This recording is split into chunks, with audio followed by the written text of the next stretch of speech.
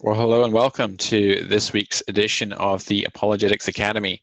If you are joining us for the first time or haven't been before, then you are especially welcome. Every Saturday, I run a live interactive apologetics webinar where we bring on different scholars, apologists, experts, authorities from across the theological and philosophical spectrum to present on topics of interest to Christians, particularly those topics which pertain to the question of whether or not the gospel is true. And we also cross-examine and evaluate other worldviews as well, including Islam, Mormonism, atheism, and so on. Following a presentation by the guest speaker, then we open up to open floor Q&A, discussion, dialogue, and debate. You can find the website of the Apologetics Academy at the URL apologetics-academy.org. If you click on online apologetics training, you can see the upcoming schedule for the upcoming weeks and months ahead. So just to give you an idea of what's coming up in the next few weeks. Next week we actually have with us Mary Jo Sharp from Confident Christianity. The specific subject is yet to be confirmed because we might have to revise the topic that we were going to do originally. But the following week, on June 24th, we have with us Dr. Brian Miller from the Discovery Institute, who's going to be giving us a presentation about thermodynamics and the origins of life. And then the following week on July 1st, we have Dr. Andrew Fabich, who is a microbiologist who supports intelligent design, and he is going to be presenting a critique of a popular argument for common ancestry, namely the nested hierarchical distribution of endogenous retroviruses in primate genomes. Then the following week, on July 8th, we have with us Hilary Ferrer, who is going to be giving us a presentation on diagnosing doubt, how to stop wasting time answering the wrong questions. So coming back to tonight, I am actually going to be giving a webinar presentation on undesigned coincidences in the scriptures and argument of their veracity. And as I've said before, the normal format is that we have a lecture, presentation, and then we open up for open floor Q&A and dialogue. If you would like to interact during the Q&A portion of the program, you can do so by submitting a question in a textual form. You can hit the Q&A button at the top of your screen and type in a question anonymously if you wish, and then you can and then I will address your question when the appropriate time comes. You can also submit questions using the Facebook comments feature at the Facebook live stream. And you can also click the raise hand button on the Zoom application, and I will promote you to be a co-panelist with me, and we'll have a back and forth dialogue, and then move on to the next caller and so on. Okay.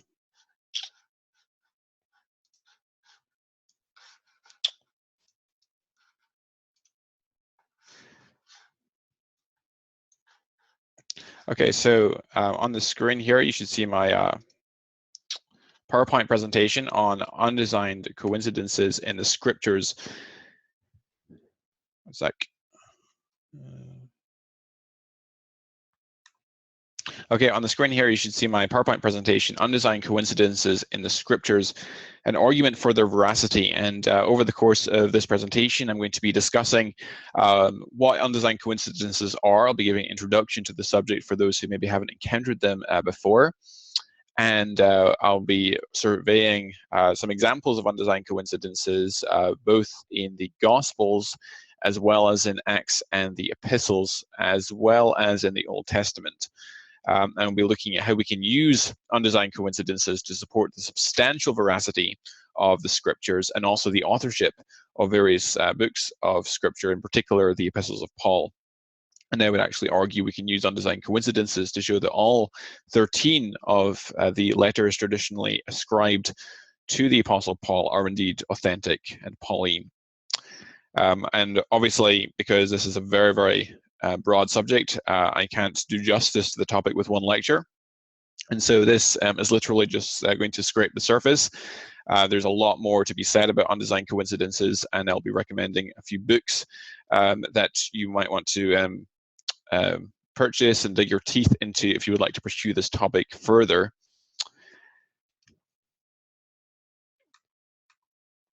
So let's talk first of all about the discovery of undesigned coincidences. Well, here to the left, you can see a very famous Christian from the 1700s by the name of William Paley. And you might recognize the name of William Paley. He's particularly famous for his watchmaker thesis, which he developed in his book Natural Theology, which is his most famous work. He also wrote a book called Horae Paulinae, which you can see pictured to your right on the screen. And in Horae Paulinae, which is the Latin title, which is literally translated The Hours of Paul, William Paley sought to corroborate the substantial veracity of the Book of Acts and also the genuineness or authenticity of the Pauline epistles, the epistles ascribed to the Apostle Paul. And he sought to do so by virtue of an argument that he called undesignedness, or undesigned coincidences. And we'll be looking at what these are in due course. This argument was subsequently, William Paley subsequently published another book called A View of the Evidence of Christianity, in which he also developed this argument even further, looking at examples in the Gospels. Then John James Blunt in 1847 came along with this book on undesigned coincidences in the Old and New Testament, an argument of their veracity. And he put forward this argument, giving examples in the Old Testament, which was a new contribution, as well as examples in the Gospels, and also in between the Gospels, Acts, and Josephus. The argument largely became lost to history after Blunt, and very few apologists used the argument until very, very recently, until the argument was somewhat resurrected, if you will, by Dr. Lydia McGrew, who is a philosopher who published this book recently, which actually just came out in 2017, called Hidden in Plain View, Undesigned Coincidences in the Gospels and Acts. And so she looked at examples in particular that confirm the substantial veracity of the Gospels and Acts, confirming indeed that the Gospels and Acts go back to apostolic testimony and indeed the testimony of credible eyewitnesses. So let me begin by giving an introduction to undesigned coincidences and a discussion of how we can use them to corroborate biblical history. Well, first of all, we need to know, what is an undesigned coincidence? Perhaps some of you in the audience haven't heard this term before. Well, sometimes two works by different authors interlock in a way that would be very unlikely if one of them were copied from the other, or both were copied from a common source. For example, one book may mention in passing in detail that answers some question raised by the other. The two records fit together like pieces of a jigsaw puzzle. So William Paley, in his Horae Paulinae, which, remember, is discussing undesigned coincidences that occur between Acts and the Epistles of Paul, he writes about it in the following terms. He says, "In examining, therefore, the agreement between ancient writings, the character of truth and originality is undesignedness. And this test applies to every supposition, for whether we suppose the history to be true, but the letters spurious, or the letters to be genuine but the history false, or lastly, falsehood to belong to both, the history to be a fable, and the letters fictitious, the same inference will result, that either there will be no agreement between them, or the agreement will be the effect of design. Nor will it elude the principle of this rule to suppose the same person to have been the author of all the letters, or even the author both of the letters and the history. For no less design is necessary to produce coincidence between different parts of a man's own writings, especially when they are made to take the different forms of history and of original letters, than to adjust them to the circumstances found in any other writing." Now, let me illustrate this principle of undesignedness by giving an example from the Gospel. Suppose you are inventing a Gospel story, and the setup for your miracle story is going to have to do with money and food. Now, which disciple do you pick? Well, you might want to say, well, I'd pick Matthew, who was a tax collector and knew a thing or two about money, or you might say Judas Iscariot, who was in charge of the money bag, or someone like that. If we turn to the Gospel of John in chapter 6 and verse 5, we read, and this is the setup for the feeding of the 5,000 miracle. Lifting up his eyes then, and seeing that a large crowd was coming toward him, Jesus said to Philip, "Where are we to buy bread so that these people may eat?" Now, this raises a natural question in the audience's mind. Why does he turn to Philip here in particular? Philip is a fairly minor character in the Gospels. Again, why not turn to someone who is more prominent, in particular someone perhaps like Judas, who was in charge of the money bag, or someone like that? Why does he in particular choose Philip?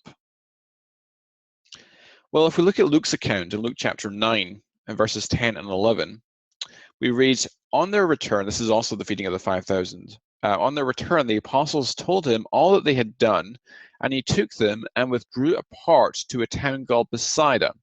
When the crowd learned it, they followed him, and he welcomed them and spoke to them of the kingdom of God and cured those who had need of healing. Now flip over to John 12. So this is, remember, 6 chapters removed from the feeding of the 5,000 in John 6, a completely different context. And in John 12, verse 21, it says, so these came to Philip, who was from Bethsaida in Galilee, and asked him, Sir, we wish to see Jesus. So let's put the pieces together. Luke doesn't mention Philip in this context at all. In fact, it just says in Luke, he turned to the disciples. John doesn't mention Bethsaida as the setting of the miracle story. Only by putting them together can we understand why Jesus speaks to Philip in John 6:5. So John chapter 6 tells us that Jesus turned to Philip to say, where should we send these people to buy bread? Luke chapter 9 mentions that the event takes place in the town of Bethsaida. And John chapter 12 mentions that Philip is from Bethsaida. So only by putting these pieces together like a jigsaw can we understand why Jesus turns to Philip in John 6:5. This is the sort of pattern which we expect in a work of history rather than a work of fiction. But wait, there's more. There's also an account of this miracle in Mark chapter 6. According to Mark 6, we read, and he said to them, come away by yourselves to a desolate place and rest a while, for many were coming and going. Now bear that in mind. And they had no leisure even to eat. And in verse 39, then he commanded them all to sit down in groups on the green grass. Now, about that green grass, in Palestine, the grass is actually brown throughout the entire year, as you can see in the photograph, except at a very narrow window of time because of different levels of rainfall at the time of the Jewish Passover. But now we turn to the Gospel of John in chapter 6. And John doesn't mention the people coming and going, indicating it's very busy. And he doesn't mention the green grass. But what does he tell us in verse 5? The Jewish Passover festival was near. And so putting the pieces together, again, we can understand why Mark mentions the people coming and going, indicating the busyness and the fact that the grass is green. But notice that Mark doesn't mention the Jewish Passover festival was near, and John doesn't mention the green grass of the people coming and going. It's only by putting the pieces together from the different Gospels that we can make sense of this. But there's more concerning the feeding of the 5,000 in Bethsaida. Consider Matthew 11, verse 21, where Jesus pronounces woes and judgment upon the unrepentant cities of Chorazin and Bethsaida. Woe to you, Chorazin! Woe to you, Bethsaida! For if the mighty works done in you had been done in Tyre and Sidon, they would have repented a long time ago in sackcloth and ashes. Now you might wonder, what mighty works were performed in Bethsaida? Matthew doesn't tell us. Nothing Matthew has reported up to this point gives us any clue. We find out, however, in Luke's account, chapter 9, verse 10, that the feeding of the 5,000 miracle took place in Bethsaida. Although Matthew 14 does narrate the feeding of the 5,000, no mention is made of Bethsaida, and moreover, Matthew, who often arranges his material thematically rather than chronologically, tells the story of the feeding of the 5,000 3 chapters after the pronouncement of woe to Bethsaida. Only by comparing Luke's account do we discover that the feeding actually took place before Jesus pronounced the woes over Bethsaida, Luke 10:13.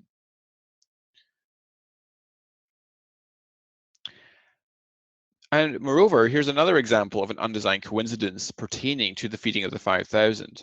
How did they know the number of people? Have you ever wondered that? Matthew's account of the feeding of the 5,000 emphasizes that the number refers specifically to males. It says, and those who ate were about 5,000 men, besides women and children. The statement that about 5,000 men were fed also occurs in Mark 6:44, Luke 9:14, and John 6:10, although these Gospels don't add besides women and children. Now, how is this number calculated? Well, according to Mark 6, then he commanded them all to sit down in groups on the green grass, so they sat down in groups by hundreds and by 50s. Similarly, Luke 9 says, and he said to his disciples, have them sit down in groups of about 50 each, and they did so and had them all sit down. No doubt, having the crowd sorted into groups made it easier to distribute food to them, and it also made it possible to get some idea of how many there were. But how did they know how many men there were, excluding women and children? John makes no mention of the groupings, but his account adds a crucial piece of the puzzle. In John 6, we read, Jesus said, have the people sit down. Now there was much grass in the place, so the men sat down, about 5,000 in number. Jesus then took the loaves, and when he had given thanks, he distributed them to those who were seated, so also the fish as much as they wanted. Jesus tells the disciples to have the people sit down in groups, as Mark and Luke say, but it is the men who actually sit down, as John says. This explains how the number of men could be approximately counted. Perhaps the women and children were off playing somewhere else, but it was actually the men who sat down according to what John tells us, which explains how they could count the approximate number of males in addition to women and children. Now, what is the significance of these undesigned coincidences? Well, one undesigned coincidence might be an accident, like having 2 unrelated pieces of a jigsaw puzzle fit together just by chance. But if we discover numerous undesigned coincidences crisscrossing the documents, it becomes ridiculous to insist that they are all just accidental. So let's consider some more examples of undesigned coincidences from the Gospels. Consider in Mark 14:58, when Jesus is before the high priest, Caiaphas, and the false witnesses step forward to testify falsely against Jesus. And it says in Mark 14:58, which is also parallel to Matthew 26:61, we heard him say, I will destroy this temple that is made with hands, and in 3 days I will build another, not made with hands. In Mark 15:29 and also Matthew 27 verse 40, when Jesus is on the cross, we read, and those who passed by derided him, wagging their heads and saying, aha, you who would destroy the temple and rebuild it in 3 days. Now you'll notice that in neither Matthew nor in Mark do we read of Jesus having said this or anything even approximating to this. In fact, this saying that's attributed falsely to Jesus actually was not said by Jesus, and they've completely misrepresented Jesus on this point. Nothing in the Synoptic Gospels provides any pretext for this accusation. But it doesn't seem to be the sort of saying that's being fabricated out of whole cloth, but rather something which is rather a garbled version of something that Jesus most likely said, especially in view of the reference to the 3 days, which is often associated with Jesus' resurrection predictions. Flip over to John's account in chapter 2, verses 18 and 19. This is the independent non-synoptic gospel. And John writes, so the Jews said to Jesus, what sign do you show us for doing these things? Jesus answered them, destroy this temple, and in 3 days I will raise it up. And of course they say, well, it's taken us 46 years to build this temple. How then can you say you'll destroy it and raise it again in 3 days? But of course the temple he's speaking of is his body, and he's speaking about his resurrection from the dead. And so just as in the Holy of Holies, that's where in the temple, that's where the dwelling place of God was. Jesus, just as the high priest would go into the Holy of Holies to meet God, so Jesus is the man to whom we come to meet God. In Christ's body is the dwelling place of God himself. And so that's the imagery that he was using at that point. And it says that after Jesus had been raised from the dead, then the disciples remembered the words that Jesus had spoken, and they believed the scriptures. Now, John gives us the original statement of Jesus, but not its use as an accusation. The synoptics give us the accusation, but not the original statement. Neither of these is copied from the other. Let's take another example. In Matthew 14, verses 1 and 2, we read, "At that time Herod the Tetrarch heard about the fame of Jesus, and he said to his servants, 'This is John the Baptist. He has been raised from the dead. That is why these miraculous powers are at work in him.'" This raises two natural questions. Number one, why is Herod talking about this matter to his servants? And number two, how would Matthew know what Herod had said to his servants, right? Have you ever wondered that? Flip over to Luke's account in chapter 8, and this is what we read in verses 1 through 3. "Soon afterward, he went on through cities and villages, proclaiming and bringing the good news of the kingdom of God. And the 12 were with him, and also some women who had been healed of evil spirits and infirmities. Mary, called Magdalene, from whom 7 demons had gone out, and Joanna, the wife of Chuza, Herod's household manager, and Susanna, and many others who provided for them out of their means." And so here we can see that Jesus actually had disciples, or in this case, one of his disciples was Joanna, who was the wife of Herod's own household manager, which explains why Herod may have been talking about this matter in particular to his servants, and also explains how Matthew may come to know that this is what Herod had said to his servants. And by the way, this example of an undesigned coincidence supports or corroborates Matthew's gospel as being finding its origin in apostolic testimony.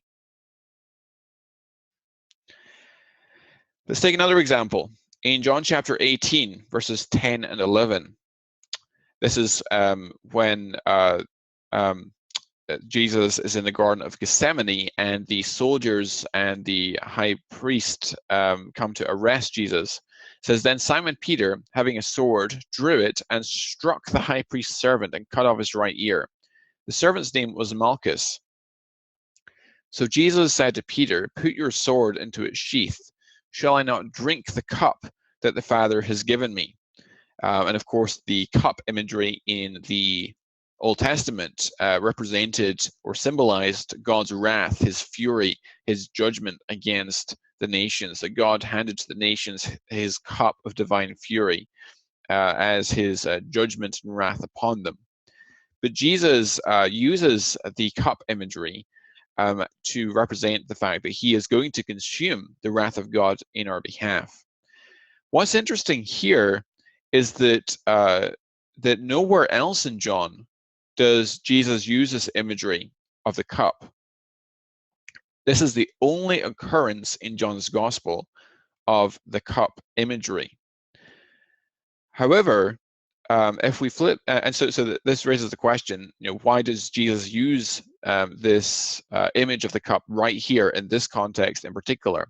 If we flip over to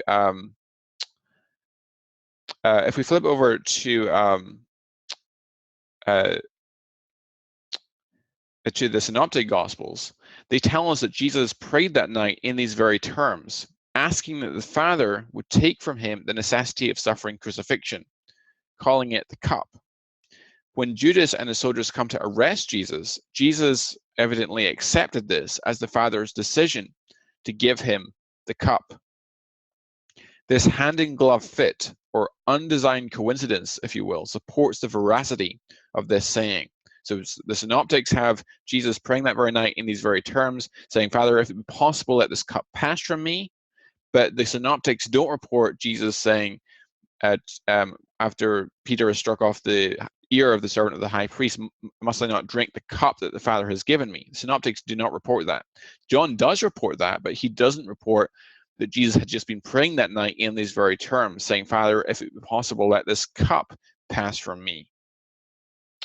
So again, this hand-in-glove fit, this undesigned coincidence, supports the historical veracity of this saying. Let's take another example from the Gospels.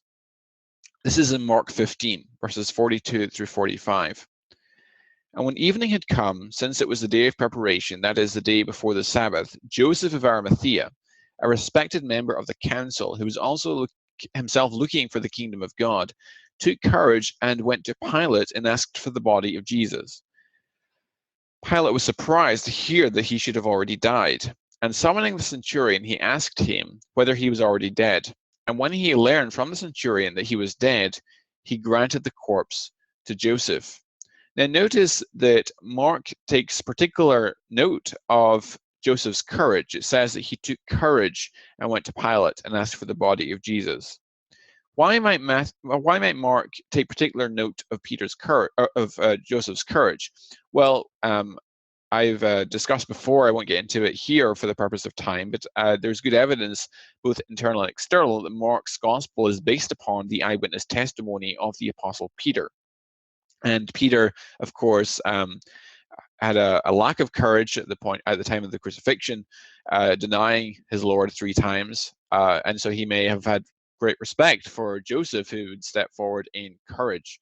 So that's something which is interesting.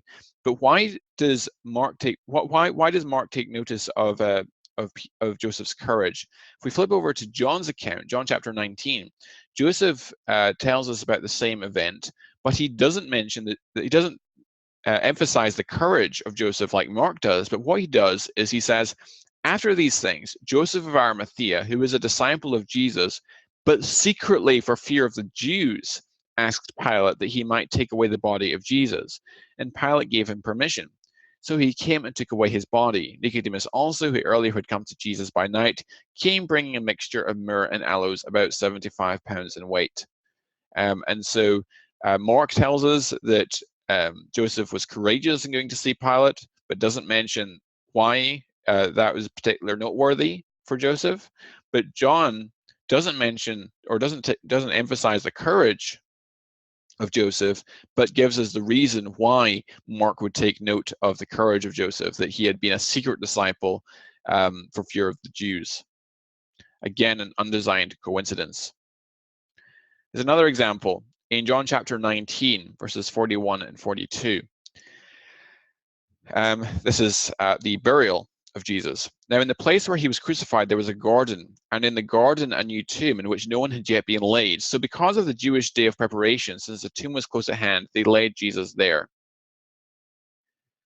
Now, Matthew chapter 27 says, when it was evening, there came a... so the question that's raised here is, how did they come to have a new tomb that was ready? In Matthew 27, we read, when it was evening, there came a rich man from Arimathea named Joseph, who also was a disciple of Jesus. He went to Pilate and asked for the body of Jesus. Then Pilate ordered it to be given to him, and Joseph took the body and wrapped it in a clean linen shroud and laid it in his own new tomb, which he had cut in the rock. And he rolled a great stone to the entrance of the tomb and went away. Oops. Now, only Matthew mentions that Joseph of Arimathea was rich. Only Matthew mentions that Joseph laid Jesus in his own tomb.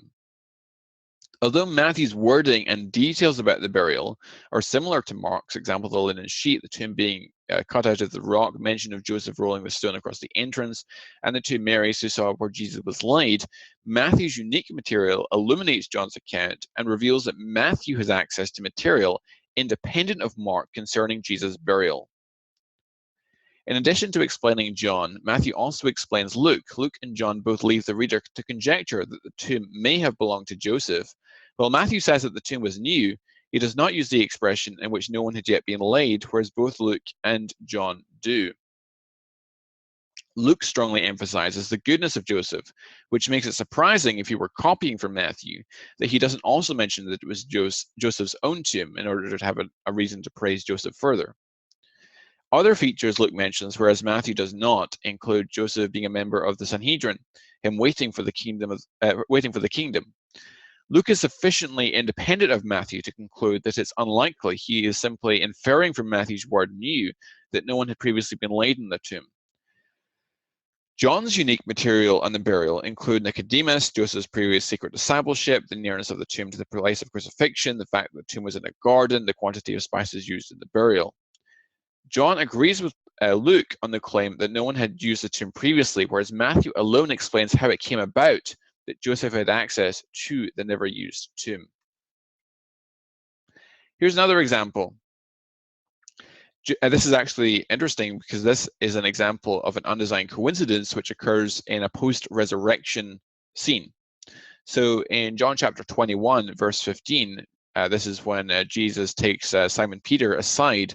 When they had finished breakfast, Jesus said to Simon Peter, "Simon, son of John, do you love me more than these?" Now, why does Jesus ask Peter whether he loves him more than the others do? The explanation is given in Matthew 26:33. Peter answered him, "Though they all fall away because of you, I will never fall away." Matthew records, though John does not, Peter's boast that he was the most faithful of Jesus' disciples. Although John is the only gospel in which we have Jesus saying to Peter after the resurrection, "Do you truly love me more than these?" Again, a hand-in-glove fit, an undesigned coincidence corroborating the veracity of the narrative.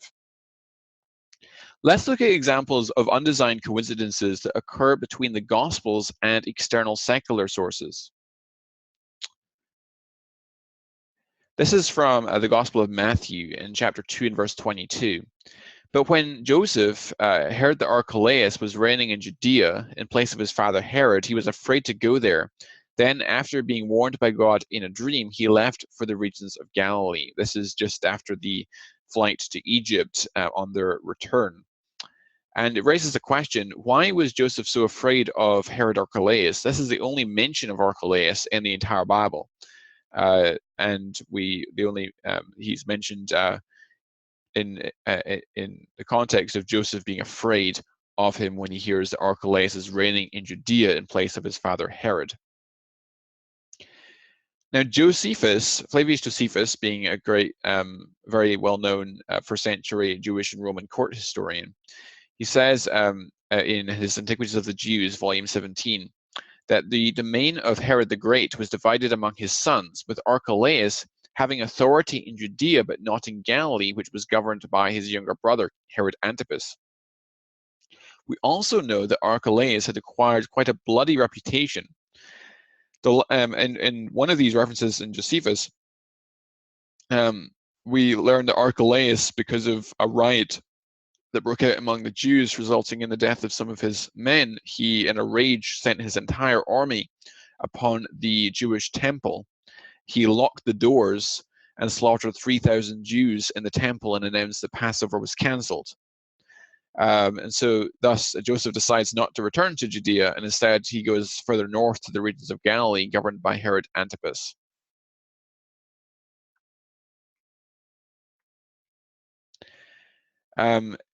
Let's talk about getting the titles right. In Matthew 2:22, Archelaus is reigning as king in Judea.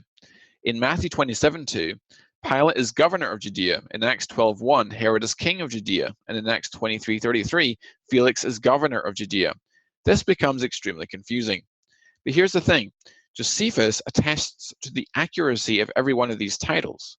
Herod the Great was made king of Judea by Mark Antony. Archelaus was deposed in the year 6 AD after only a 10-year reign, and a series of procurators ruled over Judea, of whom Pilate was fifth. The Herod of Acts 12 is Agrippa I. He was made king by Claudius Caesar. After his death, Judea was once again placed under the government of procurators, one of them being Felix. What about the proconsuls in the book of Acts? When Luke tells us of the riot in Ephesus, he reports that the city clerk tells the crowd that there are proconsuls. Now, what's a proconsul? Well, a proconsul is a Roman authority to whom a complaint may be taken. Normally, there would only be one proconsul. However, just at that particular time, there seems to have been two as a result of the assassination of Silenus, the previous proconsul, by poisoning in the fall of AD 54 by the two imperial stewards at the urging of Nero's mother. And this event is independently documented by Tacitus in his Annals of Imperial Rome. Indeed, Luke's accuracy has even allowed historians to date the event, which Luke narrates with incredible precision, since we know when Silenus was poisoned. And so this then explains or addresses the question, why does the cleric tell the crowd that there are proconsuls in the plural, when in fact normally there would only be one? So this is one of the more difficult details that in fact Luke gets right in the book of Acts. Here's another example pertaining to the death of John the Baptist. According to Mark 6:27, Herod Antipas sent a military officer, that's what speculatura means, to execute John the Baptist. Why would he not send a civil executioner? Well, interestingly, Flavius Josephus also narrates the event of the execution of John the Baptist. And the answer is found in his Antiquities of the Jews, volume 18. Herod was at war at the time with his former father-in-law, Aretas IV, king of the Nabateans. And so this explains why he had a military officer carry out the execution. He was at Machaerus on a military campaign, not at home in his palaces in Galilee. Another example. This is from Acts 5:17. Then the high priest rose up, and all they that were with him, which is the sect of the Sadducees, and were filled with indignation. Luke here intimates that the high priest was a Sadducee, which is as a character one would not have expected to meet with in that station.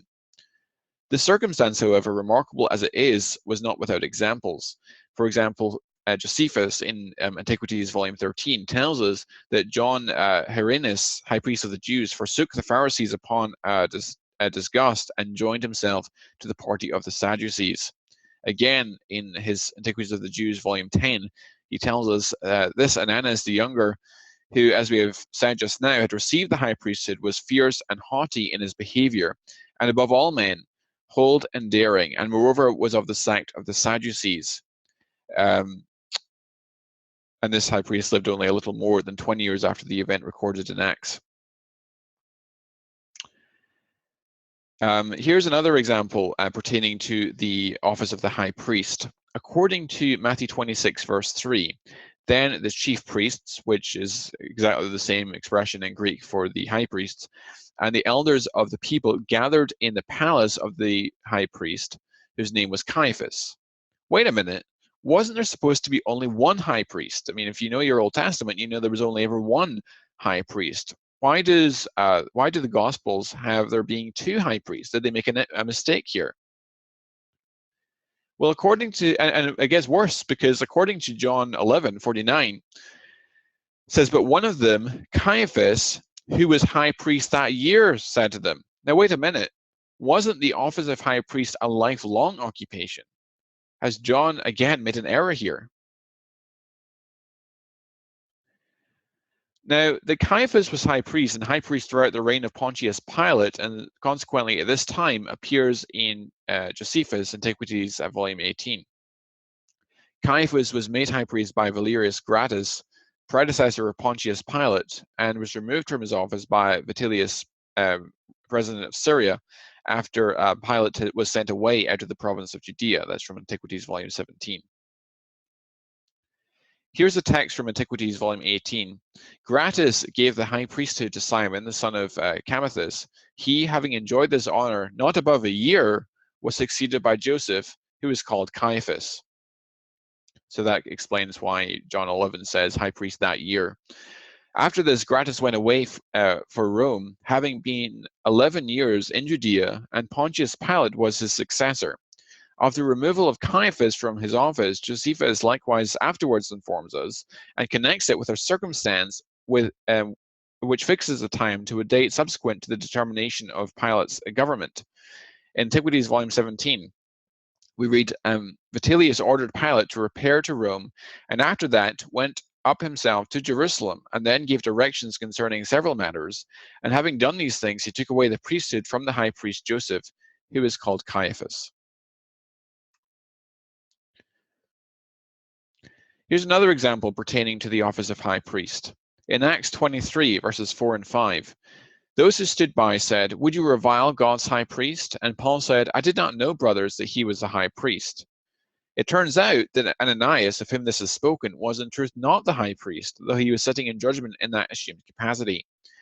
The case was that he had formerly held the office and had been deposed, and the person who succeeded him had been murdered, that another was not yet appointed to the station, and that during the vacancy he had, of his own authority, taken upon himself the discharge of the office.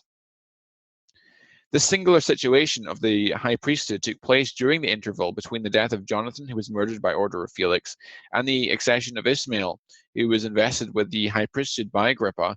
And precisely in this interval, it happened that the Apostle Paul was apprehended and brought before the Jewish council. So let's look at examples of undesigned coincidences that occur between Paul's letters and Acts. And I'll also give a couple examples of ones that just occur between Paul's letters and each other. Let's start with this one from 2 Corinthians chapter 3 and verse 1. Paul writes to the Corinthians, "Are we beginning to commend ourselves again, or do we need, as some do, letters of recommendation to you or from you?" If we look at Acts 18:27, it says, "And when he," that's Apollos, "wished to cross to Achaia," that's where Corinth is, the brothers encouraged him and wrote to the disciples to welcome him. So the Emperor Augustus had made Corinth the capital of Achaia. Achaia is where Corinth was, and Apollos had a recommendation letter, and so that explains or illuminates what Paul is getting at in 2 Corinthians 3:1, where he says, "Are we beginning to commend ourselves again, or do we need, as some do, letters of recommendation to you or from you?" Here's another example pertaining to the Corinthians. Paul writes to the Corinthian church in 1 Corinthians 1 verse 12, "Some of you are saying, I am a follower of Paul. Others are saying, I follow Apollos." In 1 Corinthians 3 verse 6, "I planted, Apollos watered, but God gave the growth." Paul's language here suggests that Apollos came and preached at Corinth after Paul had left the city. This accords with the timeline in Acts 18:1 and Acts 18 verses 24 through 28, and also Acts 19 verse 1. What about Paul's short visit to the apostles? This is another example from Galatians chapter 1 verse 18. It says, Paul writes, "Then after 3 years I went up to Jerusalem to visit Cephas," that's Peter, "and remained with him 15 days. Why does Paul take only such a short visit to go and see the Apostle Peter, one of the leaders, one of the makers and shakers in the early church? Why such a short visit? Well, why was Paul's visit cut short? Well, the answer is given in Acts 9:29. In Acts 9:29, we read, "And he spoke and disputed against the Hellenists, but they were seeking to kill him.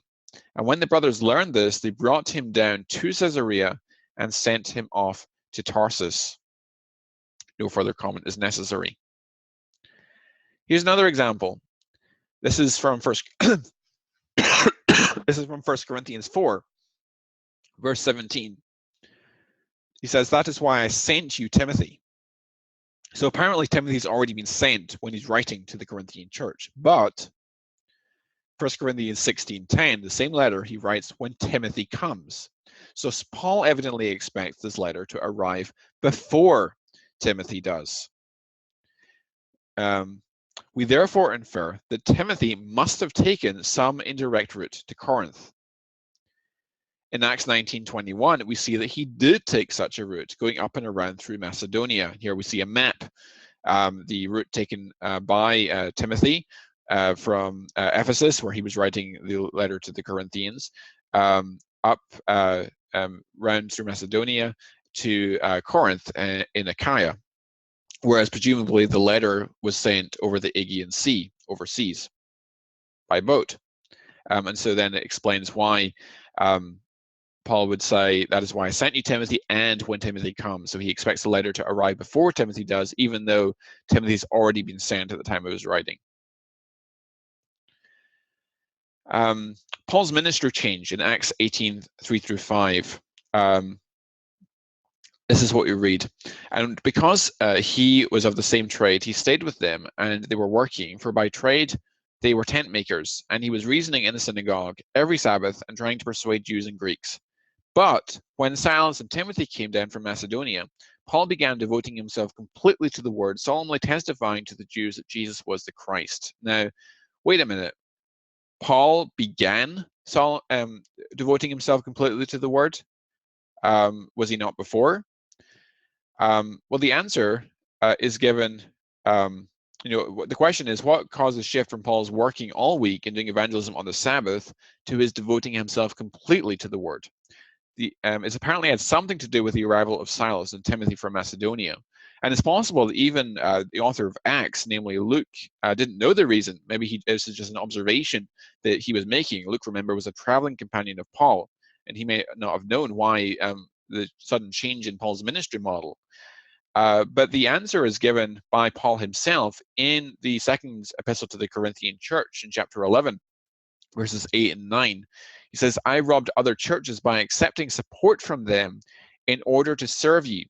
And when I was with you and was in need, I did not burden anyone, for the brothers who came from Macedonia supplied my need.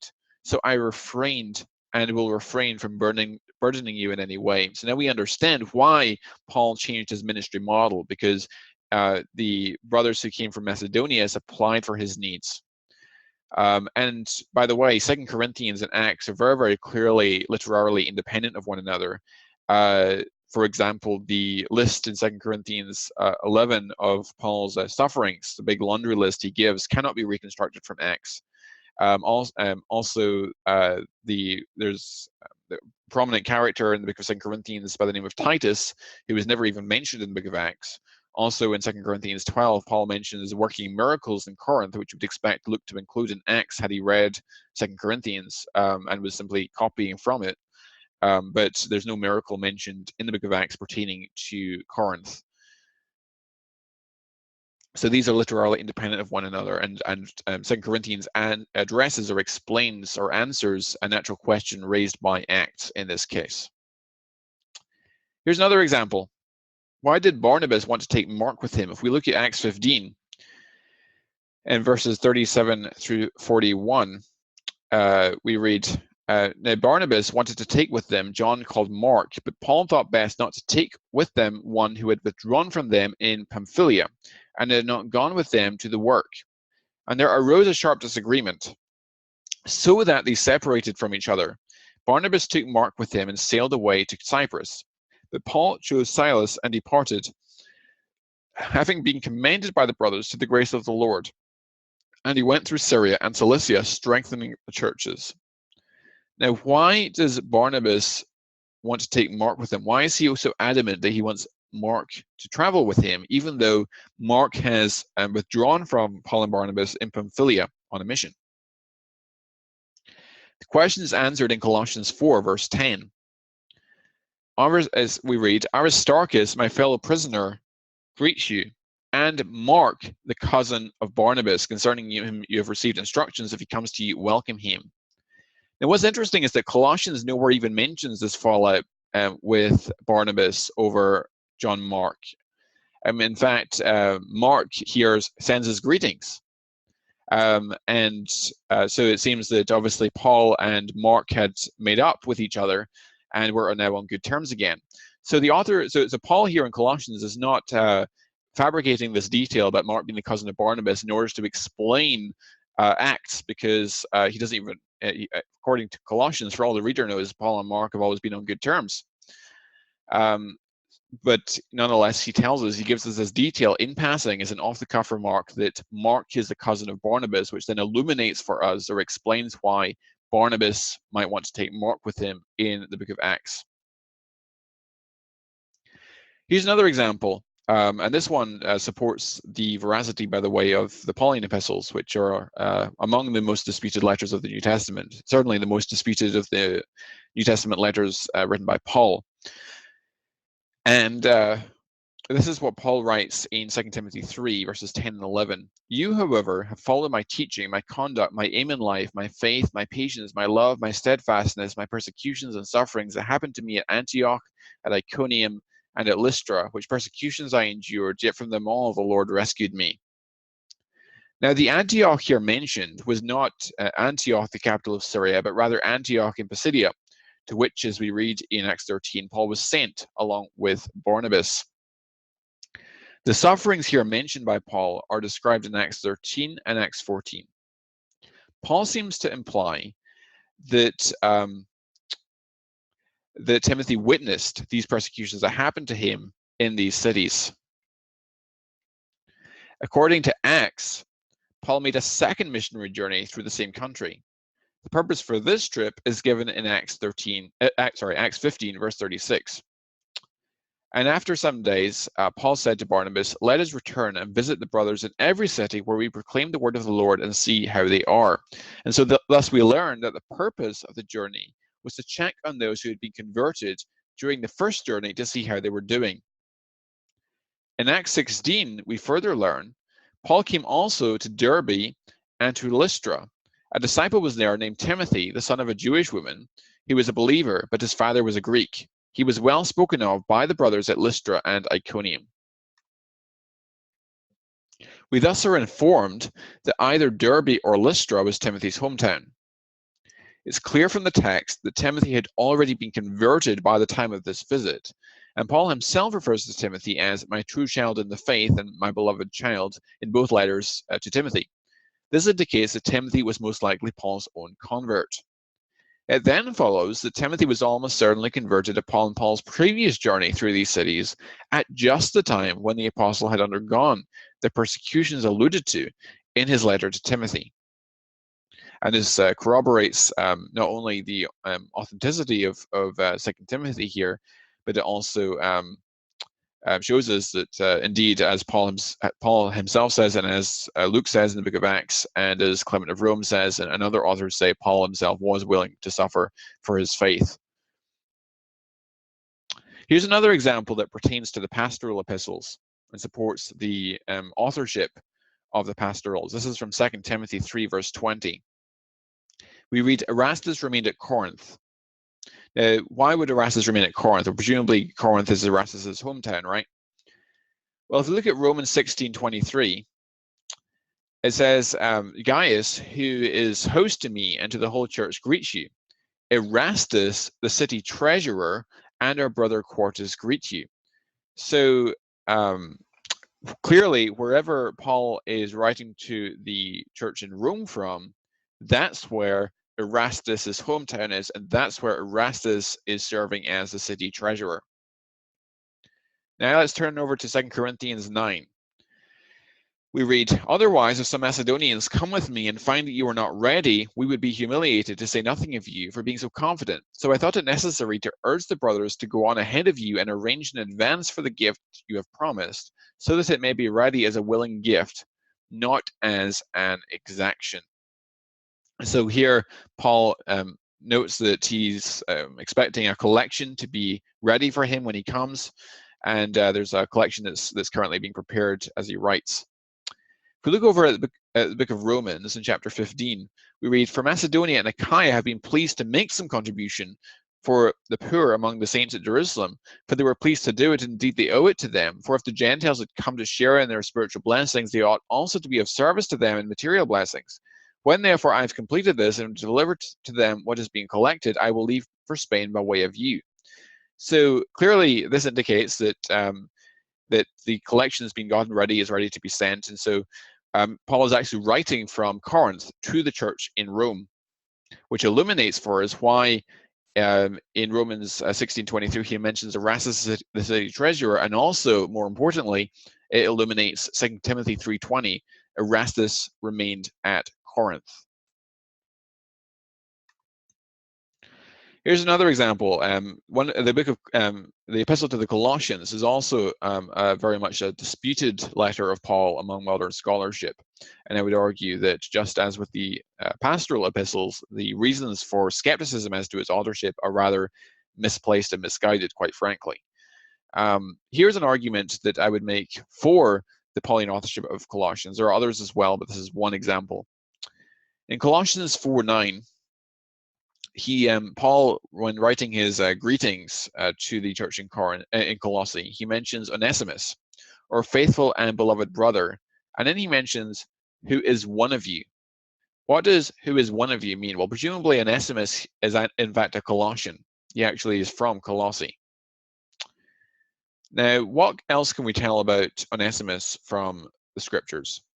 Well, if you flip over to Philemon, Philemon is a book about a runaway slave who happened to be Onesimus, who ran away from his master Philemon.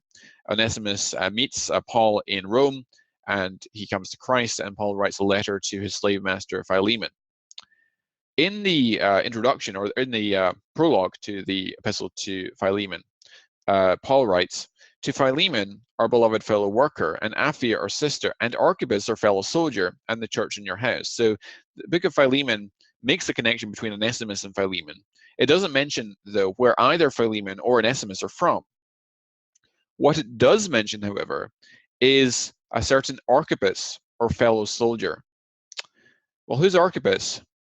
Flip back to Colossians 4:17 and say to Archippus, "See that you fulfill the ministry that you have received in the Lord." So Paul wants the Colossian church then to pass on a message to Archippus, which indicates wherever he's writing, that's where Archippus is from.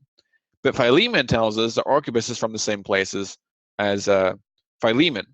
So that indicates that Philemon must be from Colossae. And since Onesimus is the slave of Philemon, that indicates by extension that Onesimus must be from Colossae, which illuminates for us Colossians 4:9, Onesimus, our faithful and beloved brother, who is one of you, thus corroborating the Pauline authorship of Colossians.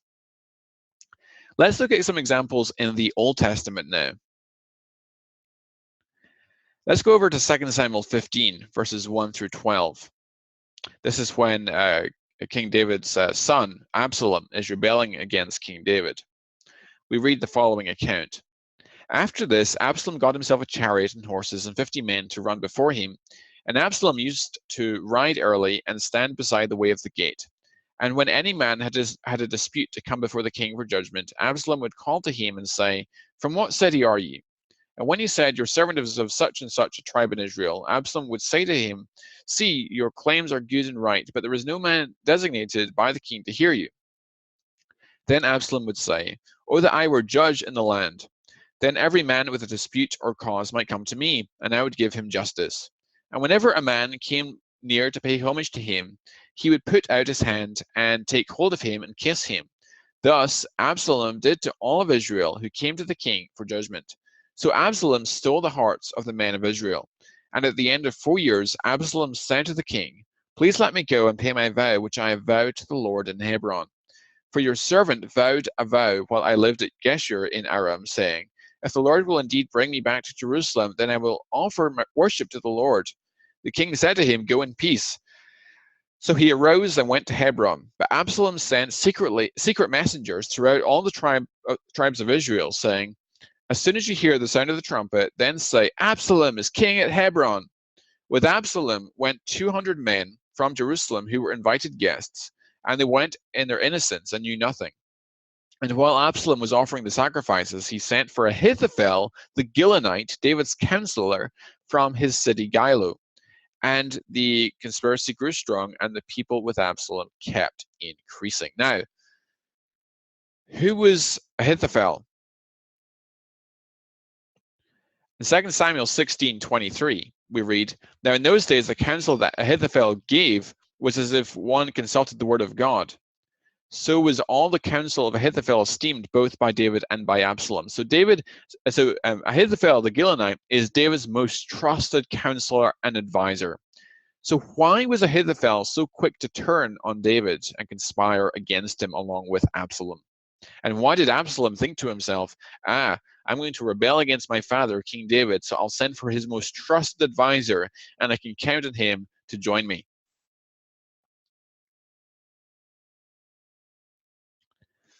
Well, there's an important clue given in 2 Samuel 23, which is 8 chapters removed from 2 Samuel 15, where we have the account of Absalom sending for Ahithophel. And this is a completely different context, completely unrelated part of the book. We read the following: and David set him over his bodyguard. And then it gives you a list of names of the bodyguards of King David. I want you to take particular note of 2 individuals in this list. One of them is Eliam, the son of Ahithophel, the Gilonite. That's in verse 34. And also in verse 39, Uriah the Hittite. Now, you might recall who Uriah the Hittite is. We learn from 2 Samuel 11. Remember, David is on his palace roof, and he looks over from his roof, and he sees the woman Bathsheba bathing. Well, this is the account in 2 Samuel 11. It happened late one afternoon when David arose from his couch and was walking on the roof of the king's house that he saw from the roof a woman bathing, and the woman was very beautiful. And David sent and inquired about the woman. And one said, is not this Bathsheba, the daughter of Eliam, the wife of Uriah the Hittite? So now we understand that that this woman, Bathsheba, that David is lusting after, is the daughter of Eliam and the wife of Uriah the Hittite. Now, you might recall that we read in the previous text we looked at in 2 Samuel 23, that Eliam is the son of Ahithophel, and he's a colleague of Uriah. So this presumably explains how Uriah and Bathsheba may have met. But more to the point, it also explains why Ahithophel was so quick to turn on David, because we can infer from these texts, if we put 2 Samuel 11 together with 2 Samuel 23, we can infer that Ahithophel is the grandfather of Bathsheba. What it gets even more interesting, though, in 2 Samuel 16, it says, then Absalom said to Ahithophel, give your counsel, what shall we do? Ahithophel said to Absalom, go into your father's concubines, whom he has left to keep the house, and all Israel will hear that you have made yourself a stench to your father, and the hands of all who are with you will be strengthened. So they pitched a tent for Absalom on the roof, and Absalom went into his father's concubines in the sight of all Israel. Why did they pitch a tent for Absalom on the roof of the palace? Well, clearly that's where David saw Bathsheba bathing. That's where his lustful eye first caught her bathing. And so Ahithophel, her grandfather, wants his revenge. And so he says to Absalom to go and sleep with his father's concubines, and then he pitches a tent for Absalom specifically on the roof. That's the sort of pattern that is expected in a work of history, not in a work of fiction. Notice that that's never spelled out in the text what Ahithophel's motive is for turning so quickly on David. It's only by putting different parts of the jigsaw puzzle together that we can understand why Ahithophel was so quick to turn on David. Here's another example from the Old Testament. This is another sort of undesignedness can sometimes arise when we examine cases where information is assumed by the author, although not explicitly spelled out. This may be called the uniformity of expressive silence, repeated omissions that have a meaning. So I'll give you a quick example from the New Testament, where you have Joseph, the father of Jesus, and he appears in Matthew and in Luke. And even in John, he's implied to have been alive at least at some point, because people say, is this not Jesus, his father and mother we know? Whereas what's interesting is that he mysteriously disappears from the narrative. And in fact, what Jesus frequently refers to his mother and his brothers, but his father mysteriously disappears, and we're not given any information on what happened to him. And it suggests or implies that the authors of the Gospels know something more about Joseph than actually they write down for us, which is, again, a pattern that you expect in history, but not a pattern you expect in fiction, where you have these repeated omissions that have meaning. In fact, on the cross in John 19, Jesus entrusts the care of his mother Mary to the beloved disciple, even and raises the question, well, why not his father Joseph? Well, presumably Joseph is either dead or imbecilic or a leper. We don't know really what had happened, but it suggests that the author knows something more than he actually writes down for us. But here I'm going to give an example of this from the Old Testament. In Genesis 24, we have a story of Abraham's servant's journey to the city of Nahor in Mesopotamia in search of a wife for Isaac. He encounters Rebekah, who was born to Bethuel, the son of Milcah, the wife of Nahor, Abraham's brother, who came out with her water jar on her shoulder. Abraham's servant requests a drink of water from the jar. Rebekah gives him some water and also some for his camels to drink. In verses 22 through 28, we read what happened next. When the camels had finished drinking, the man took a gold ring weighing a half shekel and 2 bracelets for her arms weighing 10 gold shekels, and said, "Please tell me whose daughter you are. Is there room in your father's house for us to spend the night?" She said to him, "I am the daughter of Bethuel, the son of Milcah, whom she bore to Nahor." She added, "We have plenty of both straw and fodder and room to spend the night." The man bowed his head and worshipped the Lord and said, "Blessed be the Lord, the God of my master Abraham, who has not forsaken his steadfast love and his faithfulness towards my master. As for me, the Lord has led me in the way to the house of my master's kinsman." Then the young woman ran and told her mother's household about these things. Now, the point to which I wish to draw attention here is the consistent insignificance of Bethuel throughout the narrative. Bethuel was the father of Rebekah, and thus it's reasonable to expect that the terms of a marriage contract would be stipulated by him. Indeed, in the case of Laban in Genesis 29, in regards to his disposing of a daughter in marriage, a daughter who, like Rebekah, had brothers, we learn from Genesis 31, verse 1, the active party throughout the account is the father, Laban. Contrast this with the case of Bethuel in our current text in Genesis 24. Abraham's servant had asked her, "Please tell me whose daughter you are. Is there room in your father's house for us to spend the night?" Verse 23. We are then told, however, that the young woman ran and told her mother's household about these things. Notice that we are not told that she ran to her father's household, as Rachel does in Genesis 29:12, after meeting Jacob, but rather she ran to her mother's household. Verse 29 further informs us, Rebekah had a brother whose name was Laban. Laban ran out toward the men to the spring. After having been invited into the house by Laban, the servant explains the purpose of his visit. In verse 50, we read, "Then Laban and Bethuel," that's her father, "answered and said," the mention of Bethuel here constitutes the only proof that he was alive at the time of this incident. "It is agreed that the servant may take her and go, and let her be the wife of your master's son, as the Lord has spoken," from verse 51. The servant then gives gifts, we are told, to Rebekah and to her brother and to her mother, verse 53. Curiously, no gifts are given to Bethuel, it would seem. In verse 55, we read, "Her brother and her mother said, 'Let the young woman remain with us a while, at least 10 days. After that she may go.'" It would seem expected that such a proposal would be made by her father. It is made by her, instead, rather, it's made by her mother and brother. After inquiring of Rebekah, it is decided that she would leave with the servant after all. Abraham's son then goes on to, Abraham's son Isaac goes on to marry Rebekah, and together they have a son called Jacob. After Jacob deceives his father Isaac into blessing him rather than Esau, the eldest, Rebekah counsels Jacob to flee because Esau planned to kill him. Along his journey, he encounters some shepherds and asks them, "Do you know Laban, the son of Nahor?" In Genesis 29, verse 5. That's rather strange because Laban was the son of Bethuel and only the grandson of Nahor. Yet again, we see Bethuel passed over as an individual considered of no importance among his own family.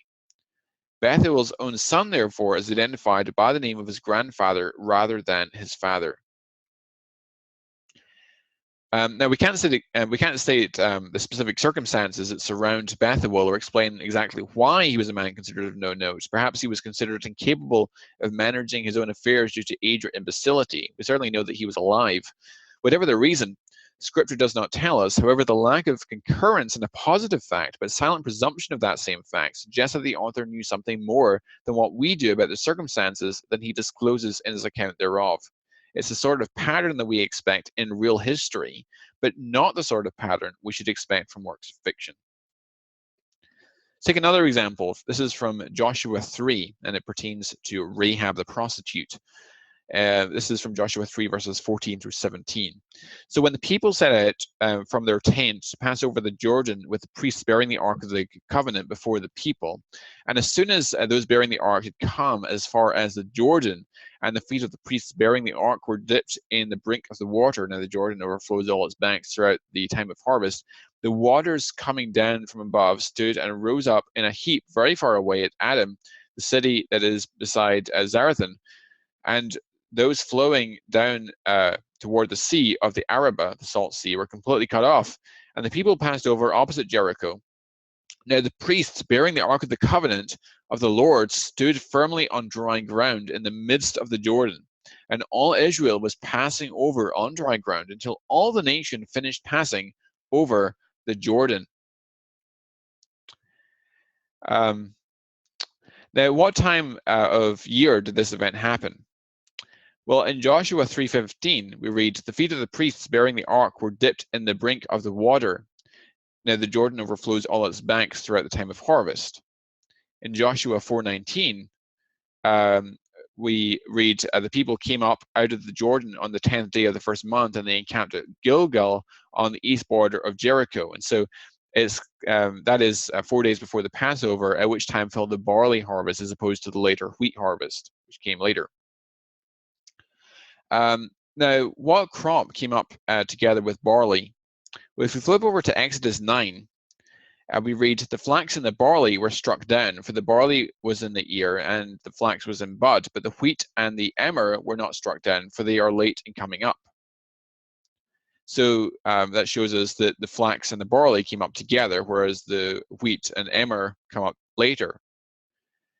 In Joshua 2, verse 6, we read about the spies that Joshua had sent to spy out the land of Jericho. And of course, they were hidden in the house of Rahab the prostitute. And when the soldiers came by to ask where the spies were, she lies to them and tells them that she doesn't know where they went, but really she's hidden them. And it says Rahab had brought them, the Hebrew spies, up to the roof and hid them with the stalks of flax that she had laid in order on the roof. And so presumably these stalks of flax had just been cut down and been spread on the roof of her house to season. The mention of the stalks of flax here is very incidental, and yet it makes perfect sense in view of our inference that the crossing of the Jordan took place at the barley harvest, which we saw from a completely unrelated text in Exodus 9 coincided with the ripening of flax. Let's take another example. This is from Numbers 16. This is pertaining to the rebellion of Korah, Dathan, and Abiram. Now Korah, the son of Izhar, son of Kohath, son of Levi, and Dathan and Abiram, the sons of Eliab, said, and On, the son of Peleth, sons of Reuben, took men, and they rose up before Moses with a number of the people of Israel, 250 chiefs of the congregation, chosen from the assembly, well-known men. They assembled themselves together against Moses and against Aaron, and said to them, you have gone too far, for all in the congregation are holy, every one of them, and the Lord is among them. Why then do you exalt yourselves above the assembly of the Lord? And so here we have the story of the rebellion of Korah, Dathan, and Abiram. Now let's flip over to Deuteronomy 3, verses 1 through 9. This is what we read. And then we turned and went away up the way to Bashan, and Og, the king of Bashan, came out against us and all his people to battle at Eldrai.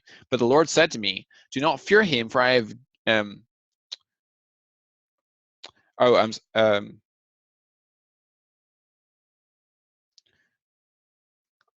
I'm missing a slide here. But in regards to this text, if you read Numbers 2 and Numbers 3, we basically learn that these sides are encamped on the same side of the tabernacle, putting them in the right place to conspire against Moses. Here's the slide. So this is from Numbers 3:29. The clans of the sons of Kohath were to camp on the south side of the tabernacle. Numbers 2 verse 10 says, on the south side it shall be the standard of the camp of Reuben by their companies, the chief of the people of Reuben being Elazar, the sons of Shader. It turns out then that the family of Kohath and the family of Reuben were camped on the same side of the tabernacle, thus making them conveniently placed for taking secret counsel against Moses. So again, another example of an undesigned coincidence. Imagine you're writing a Torah scroll and you have to scroll back, 14, 15 chapters in order to find what sides are people camped on the tabernacle in order to find your best communities to conspire against Moses with. So here's another example. This is from Deuteronomy 3, verses 1 through 9, where basically we have this this incidental mention in this text in Deuteronomy 3 about Mount Hermon, which the Cydonians call Hermon Sirion, while the Amorites call it Senir. Now that's interesting because the Mount Hermon is very, very far away from Sidon, and it doesn't even seem to have belonged to the Cydonians, but rather to Og, the king of Bashan. So why does Moses mention the Cydonian name for this mountain? Well, if you look over at Judges 18, it says, in those days there was no king in Israel, and in those days the tribe of the people of Dan were seeking for itself an inheritance to dwell in, for until then no inheritance among the tribes of Israel had fallen to them. So the people of Dan sent 5 able men from the whole number of their tribe, from Zorah and from Eshtaol, to spy out the land and to explore it. And they said to them, go and explore the land. And they came to the hill country of Ephraim, to the house of Milcah, and lodged there. When they were by the house of Milcah, they recognized the voice of the young Levite, and they turned aside and said to him, who brought you here? What are you doing in this place? What is your business here? And he said to them, this is how Micah dealt with me. He has hired me, and I have become his priest. And they said to him, inquire of God, please, that we may know whether the journey on which we are setting out will succeed. And the priest said to them, go in peace. The journey on which you go is under the eye of the Lord. Then, and this is the part to take note of, then the 5 men departed and came to Laish and saw the people who were there, how they lived in security after the manner of the Cydonians, quiet and unsuspecting, lacking nothing that is in the earth and possessing wealth, and how they were far from the Cydonians and had no dealings with anyone. Okay. So the solution is given in, if we pay careful attention to verse 7, in which we learn that the people of Laish lived after the manner of the Cydonians. Now that suggests that the city in early times in fact belonged to Sidon and was most likely inhabited by Cydonians. Now let's put the pieces together. Consider again the first text we looked at from Deuteronomy 3, in which we read the incidental remark about Mount Hermon. Hermon, we know, was close to the ancient Roman city of Caesarea Philippi, which lay at its southwestern base.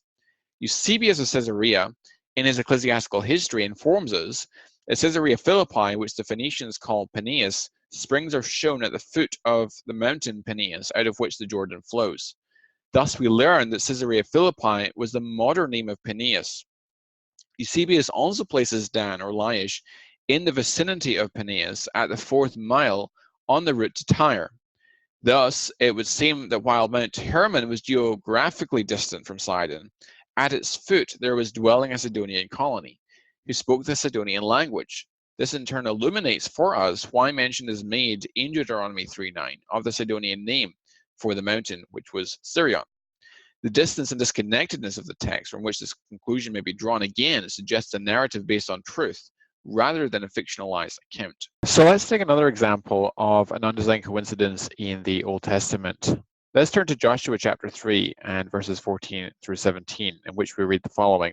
So when the people set out from their tents to pass over the Jordan with the priests bearing the Ark of the Covenant before the people, and as soon as those bearing the Ark had come as far as the Jordan, and the feet of the priests bearing the Ark were dipped in the brink of the water, now the Jordan overflows all its banks throughout the time of harvest, the waters coming down from above stewed and rose up in a heap very far away at Adam, the city that is beside Zarethan, and those flowing down towards the sea of the Arabah, the salt sea, were completely cut off, and the people passed over opposite Jericho. Now the priests bearing the Ark of the Covenant of the Lord stood firmly on dry ground in the midst of the Jordan, and all Israel was passing over on dry ground until all the nation finished passing over the Jordan. At what time of year did this event happen? Well, if we look at Joshua 3:15, it gives us an important clue. The feet of the priests bearing the ark were dipped in the brink of the water. Now, the Jordan overflows all its banks throughout the time of harvest. So obviously, this is taking place around the time of harvest. Now, is this taking place at the time of the barley harvest or at the time of the later wheat harvest? Well, Joshua 4:19 says the people came up out of the Jordan on the 10th day of the first month, and they encamped at Gilgal on the east border of Jericho. Now that is 4 days before the Passover, at which time fell the barley harvest. Now, which crop came up together with barley? Well, according to Exodus 9, the flax, this is speaking about the plague of hail upon the Egyptians. The flax and the barley were struck down, for the barley was in the ear, and the flax was in bud. But the wheat and the emmer were not struck down, for they are late in coming up. So, according to this text, flax and barley come up together, and later on, the wheat and the emmer come up together. Now, in Joshua 2:6, we have the story of Joshua sending in the spies to spy out the land of Jericho. And you might recall that these spies are hidden by Rahab, the prostitute, in her home. And the soldiers come to ask where the spies are, and she lies to them, tells them she doesn't know, but in fact she's hidden them. And we read in Joshua 2:6, she, that's Rahab, had brought them, the Hebrew spies, up to the roof and hid them with the stalks of flax that she had laid in order on the roof. Presumably these stalks of flax had just been cut down and had been spread on the roof of her house to season. But the mention of the stalks of flax here is very incidental. And yet it makes perfect sense in view of our inference that the crossing of the Jordan took place at the barley harvest, which we saw from a completely unrelated text in Exodus 9, coincided with the ripening of flax. And of course, the climate in Canaan is very similar to the climate in Egypt, and so we can expect the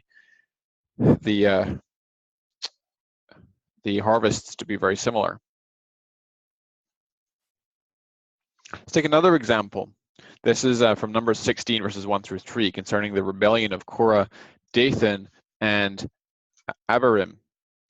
This is what we read. Now Korah, the son of Izhar, son of Kohath, son of Levi, and Dathan and Abiram, the sons of Eliab, and On, the son of Peleth, sons of Reuben, took men, and they rose up before Moses with a number of the people of Israel, 250 chiefs of the congregation, chosen from the assembly, well-known men. They assembled themselves together against Moses and against Aaron, and said to them, "You have gone too far, for all in the congregation are holy, every one of them, and the Lord is among them. Why then do you exalt yourselves above the assembly of the Lord?" So here we see that these individuals, these groups rise up against Moses and Aaron. Now, on what side of the tabernacle were the rebelling parties camped? Well, if we flip back all the way to Numbers 3, verse 29, it says the clans of the sons of Kohath were to camp on the south side of the tabernacle. Numbers 2:10 says, "On the south side shall be the standard of the camp of Reuben by their companies, the chief of the people of Reuben being Elizur, the son of Shedeur." It turns out then, from those two different chapters in early Numbers, that the family of Kohath and the family of Reuben were camped on the same side of the tabernacle, thus making them conveniently placed for taking secret counsel together against Moses. I mean, imagine you're writing a Torah scroll and you have to scroll back, 15 chapters or something to find out, what two groups are on the same side of the tabernacle in order to have them as the co-conspirators against Moses. Deuteronomy 3 is another example. This is concerning Mount Hermon and the Cydonians. This is what we read in Deuteronomy 3. "Then we turned and went up the way to Bashan, and Og, the king of Bashan, came out against us, he and all his people, to battle at Edrei. But the Lord said to me, 'Do not fear him, for I have given him and all his people and his land into your hand. And you shall do to him as you did to Sihon, the king of the Amorites, who lived at Heshbon.' So the Lord our God gave into our heart Og, also the king of Bashan, and all his people, and we struck them down until he had no survivor left. And we took all his cities at that time. There was not a city where we did not take from them, 60 cities, the whole region of Argob, the kingdom of Og in Bashan, All these were cities fortified with high walls, gates, and bars, besides very many unwalled villages, and we devoted them to destruction, as we did to Sihon, the king of Heshbon, devoting to destruction every city, men, women, and children. With all the livestock and the spoil of the cities we took as our plunder. So we took the land at that time out of the hand of the two kings of the Amorites who were beyond the Jordan, from the valley of the Arnon to Mount Hermon. The Cydonians call Hermon Syrian, while the Amorites call it Senir. So here we have just off-the-cuff incidental remark at the end here in verse 9, or verses 8 and 9, to Mount Hermon. And we're told in verse 9, the Cydonian name for this mountain is Syria. Now, why would Moses give us this information about the Cydonian name of Mount Hermon, especially in view of the fact that Mount Hermon is very, very far away from Sidon, and it doesn't even seem to be to belong to the Cydonians, but rather to Og, the king of Bashan.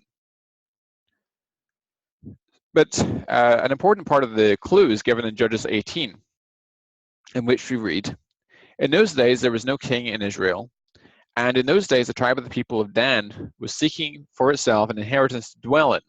For until then no inheritance among the tribes of Israel had fallen to them. So the people of Dan sent 5 able men from the whole number of their tribe, from Zorah and from Eshtaol, to spy out the land and to explore it. And they said to them, 'Go and explore the land.' And they came to the hill country of Ephraim, to the house of Micah, and lodged there. When they were by the house of Micah, they recognized the voice of the young Levite, and they turned aside and said to him, 'Who brought you here? What are you doing in this place? What is your business here?' And he said to them, 'This is how Micah dealt with me. He has hired me, and I have become his priest.' And they said to him, 'Inquire of God, please, that we may know whether the journey on which we are setting out will succeed.' And the priest said to them, 'Go in peace. The journey in which you go is under the eye of the Lord. And then take careful note of what comes next.' Then the 5 men departed and came to Laish and saw the people who were there, how they lived in security, after the manner of the Cydonians, quiet and unsuspecting, lacking nothing that is in the earth, and possessing wealth, and how they were far from the Cydonians, and had no dealings with anyone." Now, as I said, pay careful attention to verse 7, in which we learn that the people of Laish lived after the manner of the Cydonians. This suggests that this city in early times in fact belonged to Sidon, and was most likely inhabited by Cydonians. Now let's put the pieces together. Consider again the first text we looked at from Deuteronomy 3, in which we read the incidental remark about Mount Hermon. Hermon, we know, was close to the ancient Roman city of Caesarea Philippi, which lay at its southwestern base. Eusebius of Caesarea, in his ecclesiastical history, informs us that at Caesarea Philippi, which the Phoenicians call Panias, springs are shown at the foot of the mountain Panias, out of which the Jordan flows. Thus, we learn that Caesarea Philippi was the modern name of Panias. Eusebius also places Dan, or Laish, in the vicinity of Panias, at the 4th mile on the route to Tyre. Thus, it would seem that while Mount Hermon was geographically distant from Sidon, at its foot there was dwelling a Cydonian colony, who spoke the Cydonian language. This, in turn, illuminates for us why mention is made in Deuteronomy 3:9 of the Cydonian name for the mountain, which was Syria. The distance and disconnectedness of the text, from which the conclusion may be drawn again, suggests a narrative based on truth, rather than a fictionalized account. So, in conclusion then, undesigned coincidences can be used to corroborate and support many elements of biblical history, including in the Old Testament, the Gospels, Acts, and the Epistles of Paul. They were powerful when taken as a cumulative case and support the substantial historical veracity of the biblical documents. For further reading, I'd highly recommend reading Dr. Lydia McGrew's book, Hidden in Plain View, Undesigned Coincidences in the Gospels and Acts.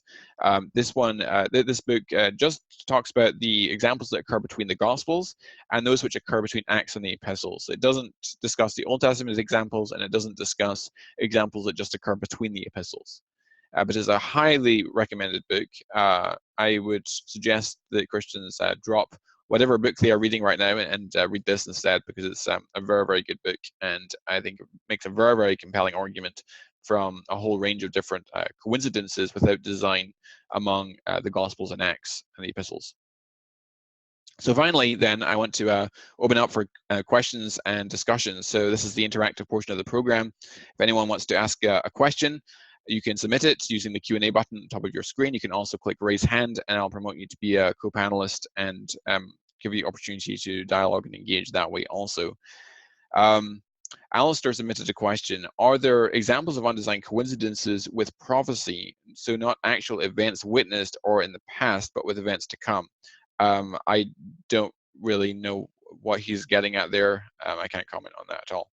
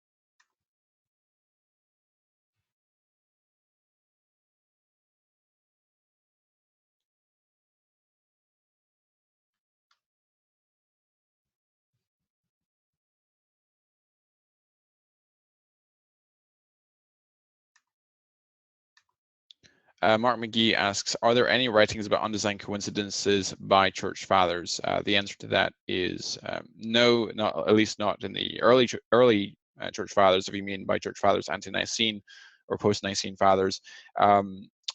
William Paley, as far as I know, was the first to come up with this argument in the late 1700s, and then subsequently it was developed further in his view of the evidence of Christianity, and also in John James Blunt, Undesigned Coincidences in the Scriptures.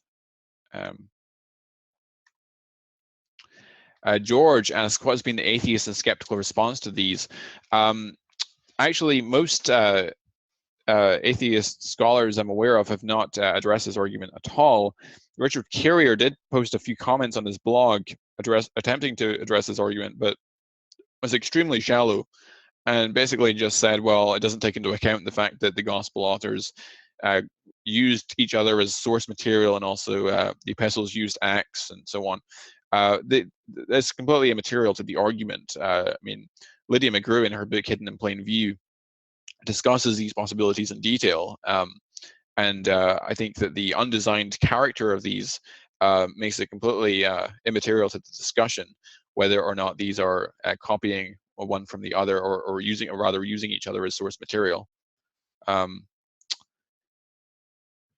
Most I mean, these arguments are, in fact, they were long forgotten since the time of Paley and Blunt and some of these older writings, until very recently when they were resurrected by Dr. Tim and Lydia McGrew.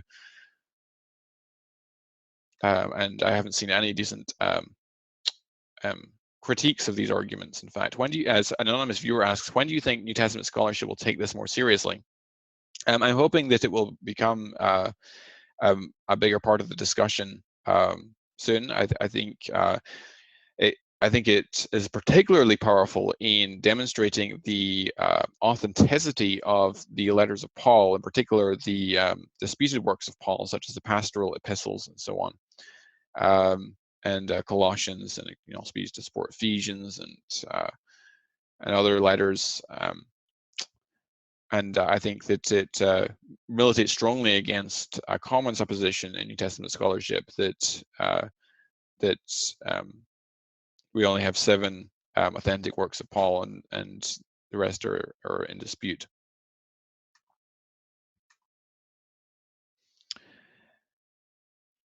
David Yen asks, how would you organize all of these coincidences into some kind of logical progression? What would be the punchline? I'm not sure what you mean, kind of logical progression. Maybe you could clarify what you mean by that, David. Do you mean in terms of a syllogism or a formal structure of an argument? I'm not quite sure what you mean. Anonymous viewer says, would you say this is an argument for them being eyewitnesses or just for reliability and accuracy? I would say it's an argument for the Gospels and Acts being predicated upon, based upon eyewitness testimony, apostolic testimony indeed, and for them being reliable and accurate. For instance, it shows that they had vivid recollections of the events. For example, the mention in Mark 6 of the green grass, and it shows that they had vivid memory of the occasion. The Jesus turning in particular to Philip to ask where should we send the people to buy bread. The fact that in Matthew 14, Herod turns to his servants to say this is John the Baptist who's been raised from the dead, and Luke 8 says that Joanna was the wife of Chusa, Herod's household manager, who was herself a disciple of Jesus, suggests that Matthew's gospel was likely written by a disciple. There's even an argument for Johannine authorship, which I blogged about recently, from an undesigned coincidence in John chapter 18 rather, when the soldiers come to arrest Jesus, and Peter takes out his sword and strikes off the ear of the servant of the high priest. And John is the only gospel author to mention that the servant's name was, in fact, Marcus. And you wonder, how does John come to know this? Well, we learn later in John 18 that it says that Peter and another disciple followed Jesus, and it says this other disciple was known to the high priest. And as you probably know, John's gospel omits to mention one particular disciple, preferring instead to name him the disciple whom Jesus loved. And in fact, in John 21, John, the author of John's gospel, self-identifies as the beloved disciple. This is a disciple who testifies to these things and who wrote them down, and we know that his testimony is true. Whereas in John 18, the fact that he's known to be the servant, and I think that we can infer that with high likelihood that this other disciple in John 18 is the beloved disciple, because we learn in John 19 that John, or the beloved disciple, has followed Jesus right to the cross, and Jesus then trusts the care of his mother to the beloved disciple. And so this illuminates how the author of John's gospel could come to know the name of the servant of the high priest. He's the only gospel author who mentions it. Well, in fact, he was known to the servant of the high priest, to the high priest, and so that explains how he came to know the name of the servant of the high priest. Rob Ward says, compare with the Quran. That's rather difficult to do, because the Quran doesn't contain as much narrative as the biblical documents. But I think that I don't think you could find any undesigned coincidences in the Quran at all, even for those portions of the Quran which do contain narrative. Mark McGee, thoughts about coincidences concerning the name of Rufus in Mark 15 and Romans 16. Yeah, that's a good example. I like that. He pull up the texts. Lydia McGrew actually talks about that in her book, Hidden in Plain View. So in Mark 15, it says, and they compelled a passerby, Simon of Cyrene, who was coming in from the country, the father of Alexander, and Rufus, to carry his cross. Now, who's Rufus? Well, if we look at the book of Romans and chapter 16, he mentions in verse 13, greet Rufus, chosen in the Lord, also his mother, who's been a mother to me as well. So evidently from Mark, Rufus was someone who was known to the readers, and indeed Romans 16 indicates that Rufus was someone who was well known in the early church.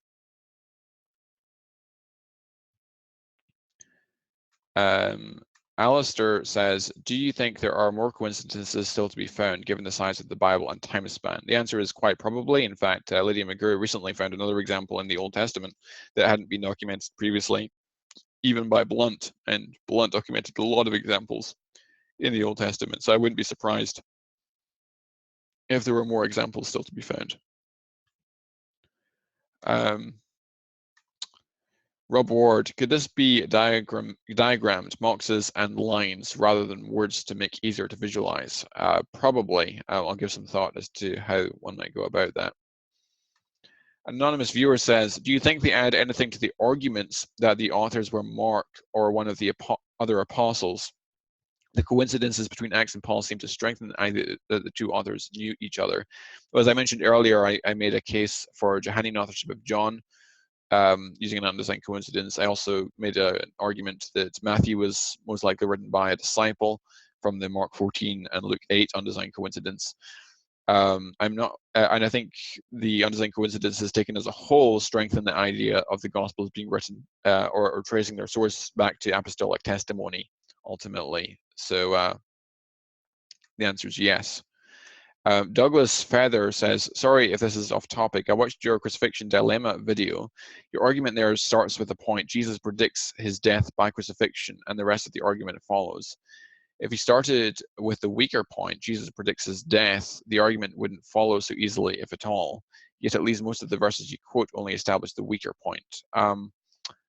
I don't think that's true at all. Well, actually, come to think of it, most of the most of the examples I gave do establish that Jesus predicted his death ahead of time, and then some of them also predict his resurrection as well. The Mark 8 example, he mentions he predicts his resurrection as well.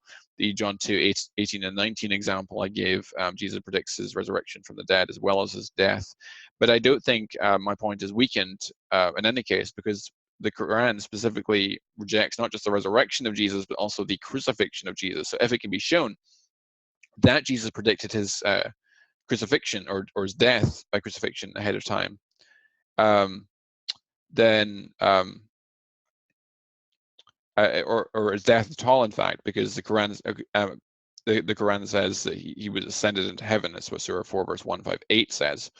Then I think that that the Quran must be false. Either Jesus is a false prophet or Muhammad is a false prophet. Either way, Islam is false.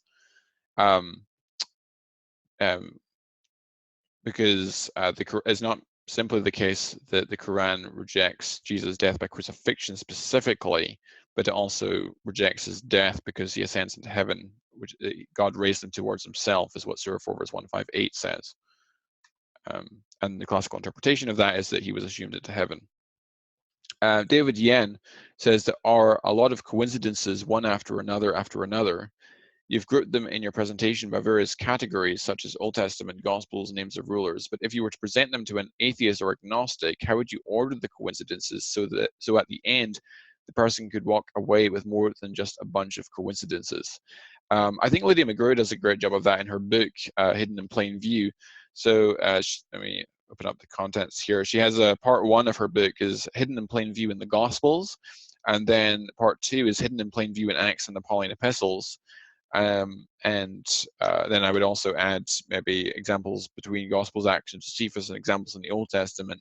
There's also different categories of undesigned coincidence, and in fact, Lydia McGrew has a blog post where she discusses some of the different forms that undesigned coincidences can take.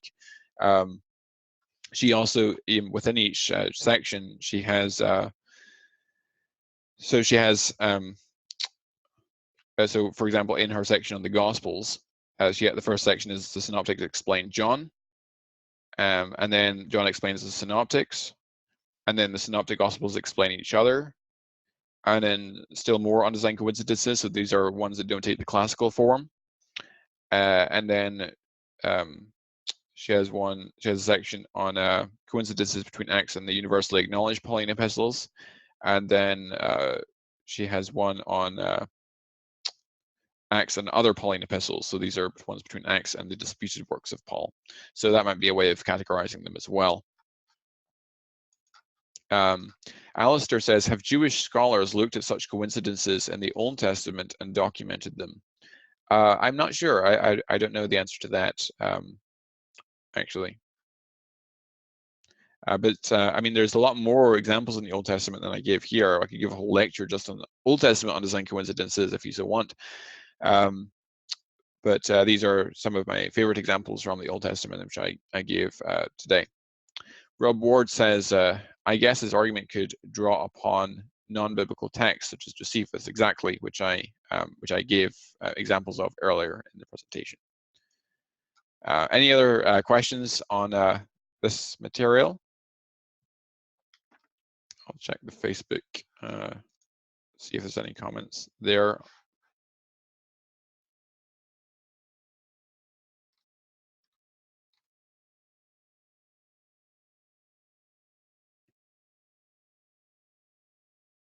Okay, there's no questions currently on Facebook. We have one on Zoom from David Yen.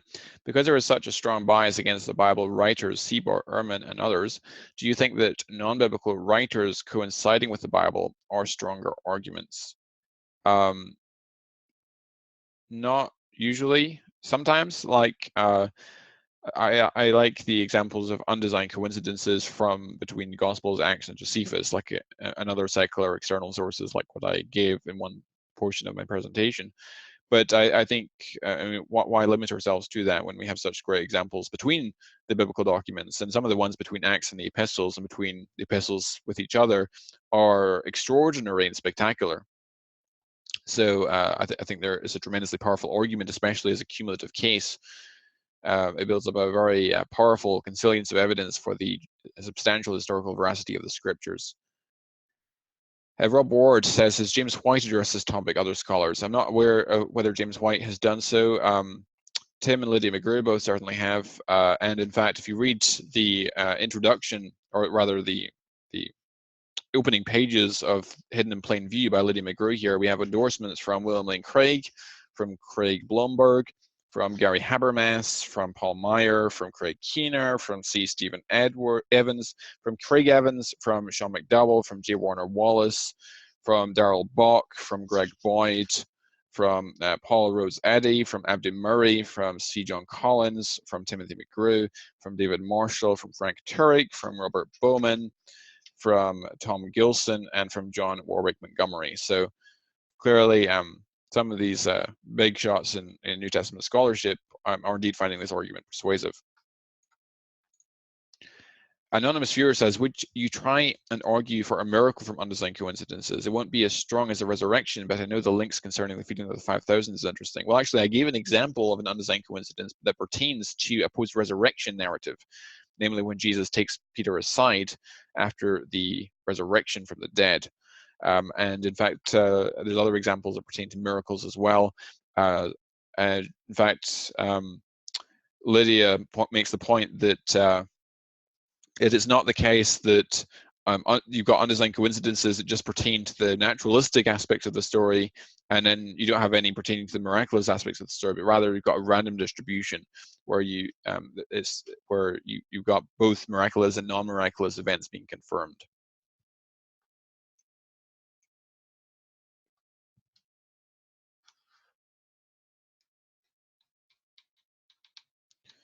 Okay, there's currently no questions. If there are any more, I'm happy to take them. If not, then we will begin to wrap up.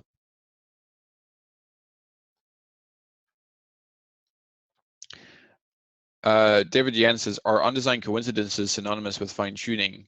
No, not in any capacity at all. I mean, the difference, I mean, when I look at nature, I look for evidence of design. When I look at scripture, I look at evidence of undesign. It's not, coincidences between the accounts, which is not the product of human orchestration. Anonymous viewer says, thanks for the answer, but do you think you could argue the miracle actually happened from undesigned coincidences? I think you could provide evidence for it in a Bayesian sense that this is, or at least show that the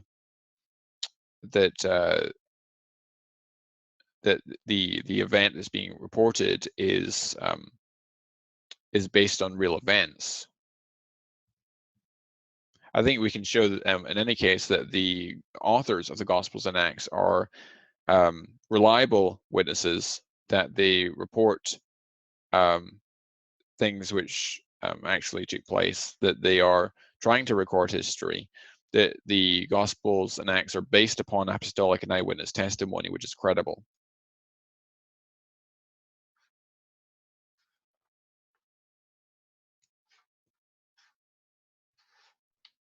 Anyone not find this argument convincing? If not, then I'd love to hear from you and find out why.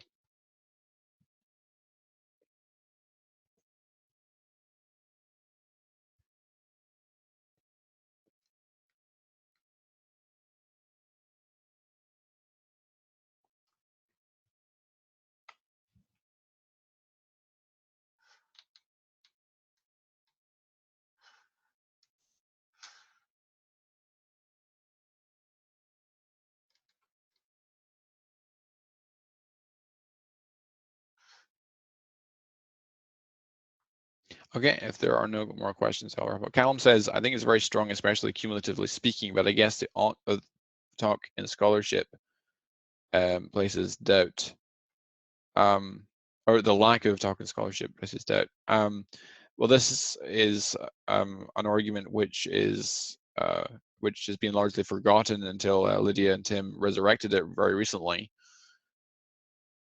So the fact that it's not being talked about as much in the scholarship at the moment is not really an argument for it not being a good argument here, especially when you have so many leading lights in New Testament scholarship endorsing the book by Lydia McGrew. Alistair says, are coincidences more advanced things, more for people that are Christians, i.e. someone not Christian, you wouldn't use them to try and convince them Christianity is true? I would personally. I know some people think it's more a faith booster for Christians, and I can see where they're coming from. It takes a lot of to build up a really convincing argument from undesigned coincidences for the substantial historical veracity of the scriptures takes at least an hour or two of your time, and often people's attentions can't be won for that long, especially with non-Christians.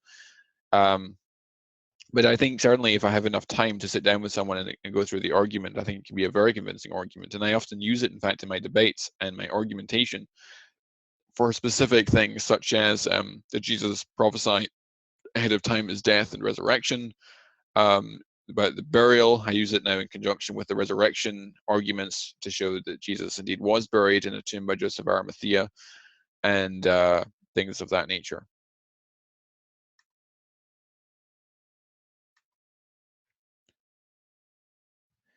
Callum says, if scholarship leaves it alone, doesn't that seem fishy? Let me give you some quotes from people who are leading. How about Craig Keener, who's a very well-known professor of biblical studies at Ashbury Theological Seminary? The value of this book's observations is not their novelty, but their cumulative effectiveness as an argument. Here, then, is a valuable and accessible approach for recognizing significant historical information in the Gospels that does not simply repeat arguments that most of us have already heard. I have learned much from and expect McGrew's other readers to learn much from her revival of this important but neglected argument.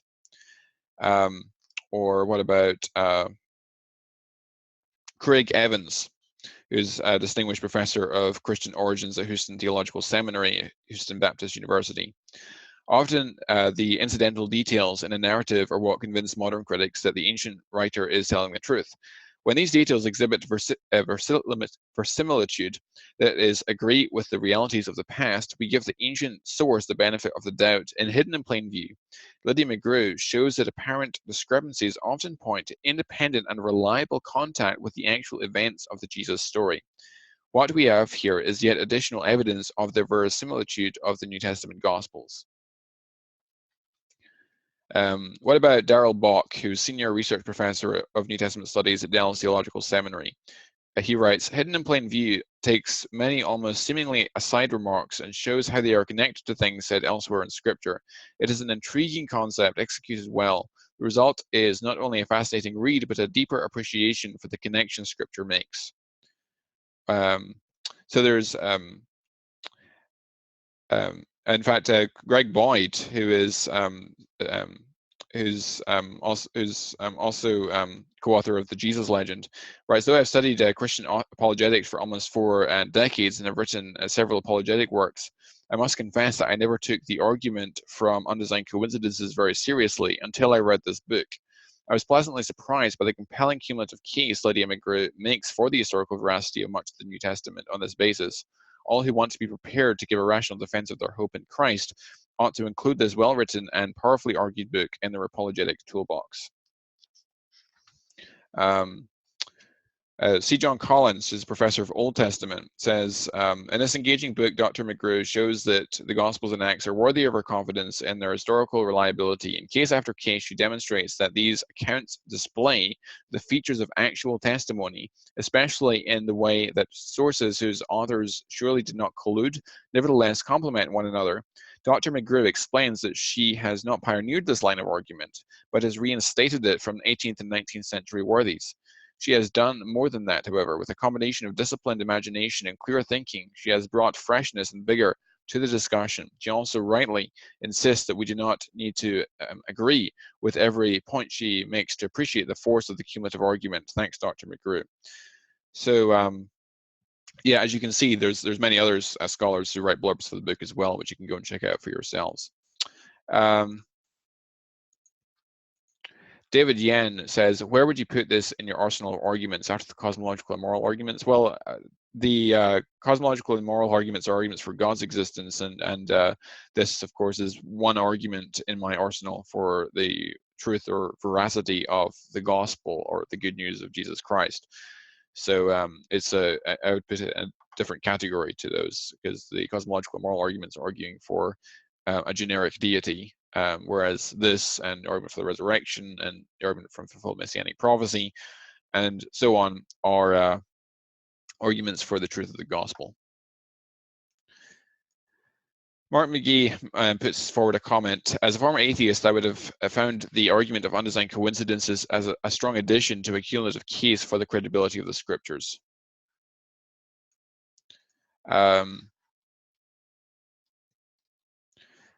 Callum says, Jonathan, where would you rank it among the arguments for the historical reliability of the New Testament? Personally, I think it's one of the strongest arguments for the substantial veracity of the New Testament. It would be one of the arguments I would lead with in that regard. Callum says, hi, Jonathan, I'm definitely on board with the argument, having been left alone for too long and peer-reviewed scholarship has a burden to wrestle with it. If that attempt happens and there's no real refutation, I'm on board completely. That's great. Okay, any further questions? Alistair says, nothing to do with topic. Have you seen The Shack? Is it very Christian in terms of beliefs? As some are criticizing it, saying it goes against Christian beliefs or adds in New Age ones. Only ask as out now in cinemas, etc. I have not seen The Shack. I do not intend to see The Shack. I'm not really a movie person, but I've heard a lot of negative things about The Shack from a theological standpoint. And there's a lot that's been written on the topic, which I'm sure you can dig out if you want.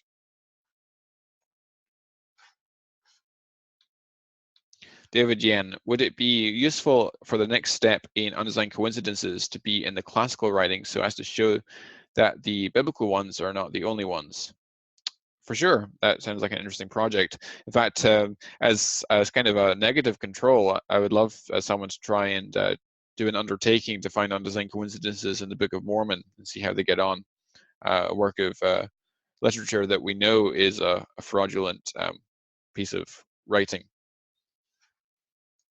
And so on this thesis, it should not contain examples of undesigned coincidence. Callum says, Jonathan, I know you're a fan of Bayesian thinking. Have you heard that Lydia is going to apply undesigned coincidences to probabilistic thinking to show just how powerful it is? I'm not aware of that work, so. But I think that would be a very interesting thing to do, for sure.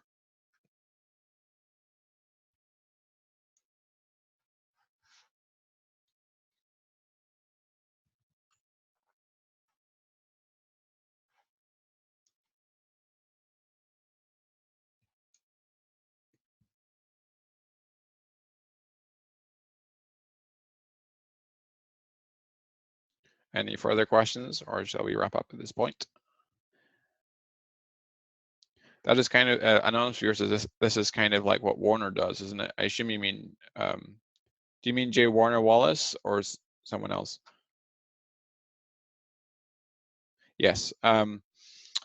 Yeah, he has made this argument, I think, although not in the same amount of detail that Dr. McGrew has or that I have here.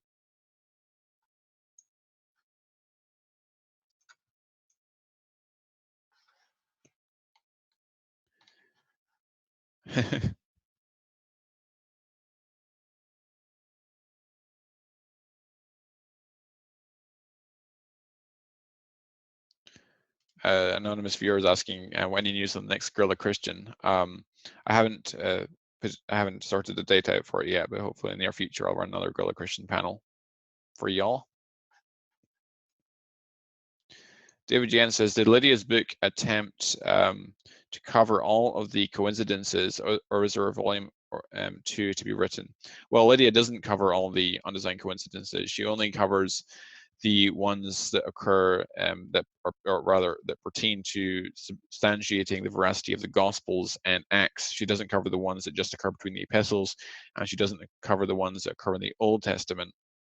And even of the ones that occur that confirm the Gospels, she picks what she considers to be the strongest ones, and there's weaker ones that she considers weaker, which are documented by Blunt and by Paley, that she has chosen not to include. Those include the ones which might be explicable by incomplete copying. So she hasn't included those ones, although that's not to say that these ones are not of value.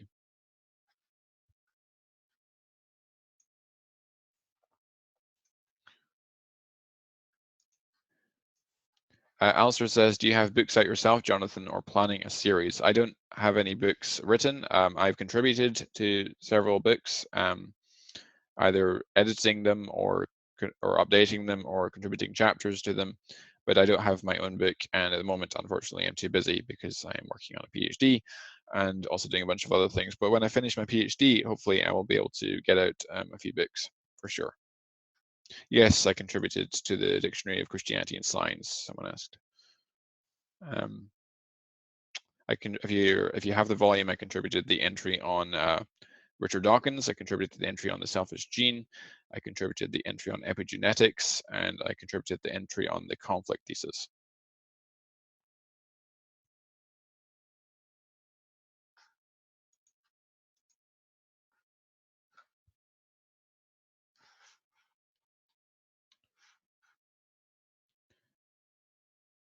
Sharon Maisie says, what has the reaction been from staunch presuppositionalists regarding using this material in argumentation? I have no idea. I don't tend to interact much with that crowd.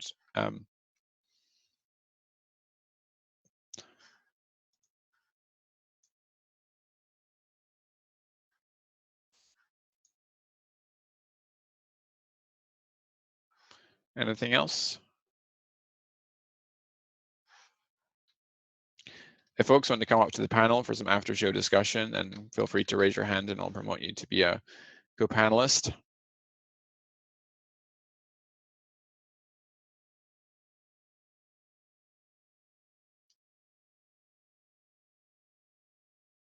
Alistair asks, do atheists, Dawkins, Krauss, Aaron Ra, etc., take much notice of coincidences or think it's not convincing at all?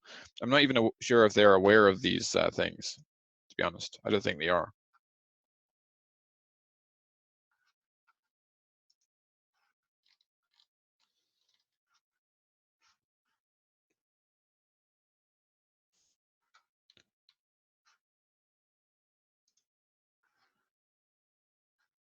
Sharon Maisie asks, can you say why? Is that pertaining to me not interacting much with the staunch presuppositionalists?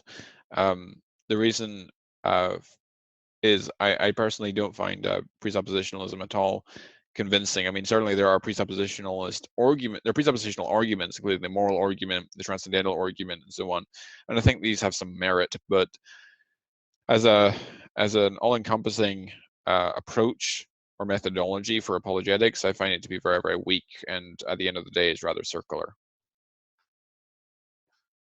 and not very convincing.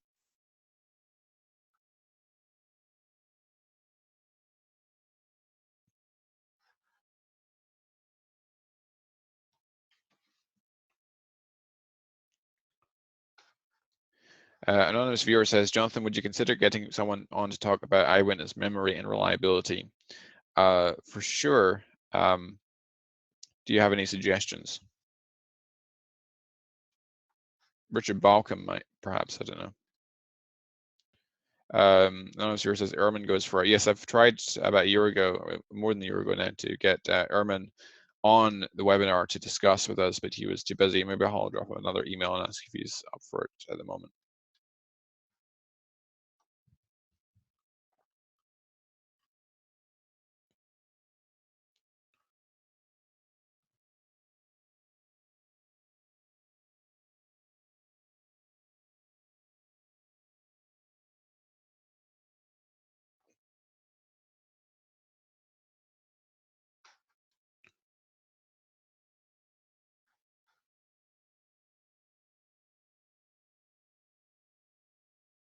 Okay, I think we'll wrap up at that point because there's no more questions at this point. Sharon asks, would you consider lecturing a founder meeting on this material? I actually have in the past. Anonymous viewer says, what should we focus on when we learn apologetics? It depends what area of apologetics you're specializing in. Existence of God, then you want to learn cosmological argument, fine-tuning argument, biological design arguments, I would say would be the starting points.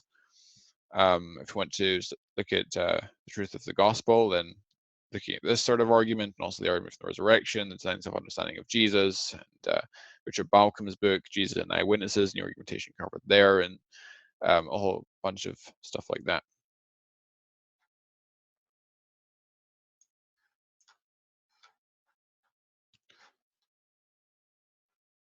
Anonymous viewer says, what are some resources that someone for someone who wants to start apologetics in Islam? I'd recommend starting with James White's What Every Christian Needs to Know About the Quran. Also, great resources, Answering Islam website. The address is answering-islam.com, if I'm not mistaken. Also, answeringmuslims.com, where I write and where David Wood writes. It's a good website. Read Nabil Al-Qurashi's book, Seeking Allah, Finding Jesus. Check out the founder Apologetics Ministry, which Jay Smith and Beth Grove run.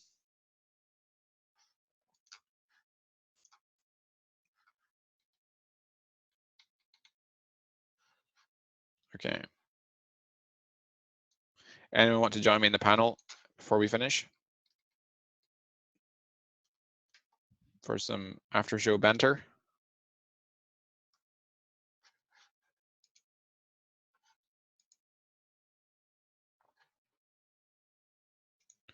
Hey, Mark. Hello, sir. How are you?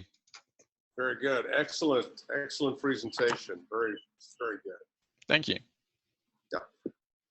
That's a good one to share with folks who have questions, if they're willing to watch it, or at least give it a gander. Mm-hmm. Yeah. Did you find the argument convincing? Oh, yes, yes. Like I said, if I had heard this when I was an atheist, it would have, I think, been a strong part of the cumulative case. Mm-hmm. The argument that was made to me, as I remember it, it's been so many years ago, but on the credibility of the scriptures came down to things like the text.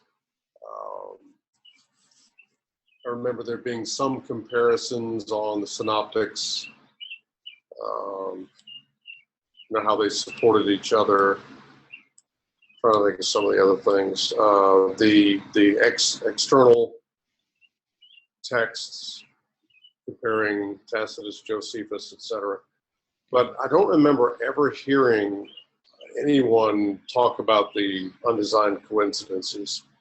So I just think that would have been a good argument to include. What did you think of my Old Testament examples? I find that very interesting. I really have not spent much time looking for those in the Old Testament, so I like that. And I think based on what you showed, I think there's probably more to be found. Yeah, and there's many more that have been found, which I didn't share. But I could do a whole lecture on undesigned coincidences in the Old Testament as well. So I would be interested in over time seeing how atheists respond to it. I probably will use it with atheists who will give me the time. because it takes a little bit of time to go through that. It's just not a quick answer. Mm-hmm. But I'd like to see, does that get them shaking their heads and wondering and thinking? Because I think so many atheists have heard the other arguments so often, they've already got built up their responses to it. Mm-hmm. And they often don't give the case for theism, Christianity, much time. Yeah.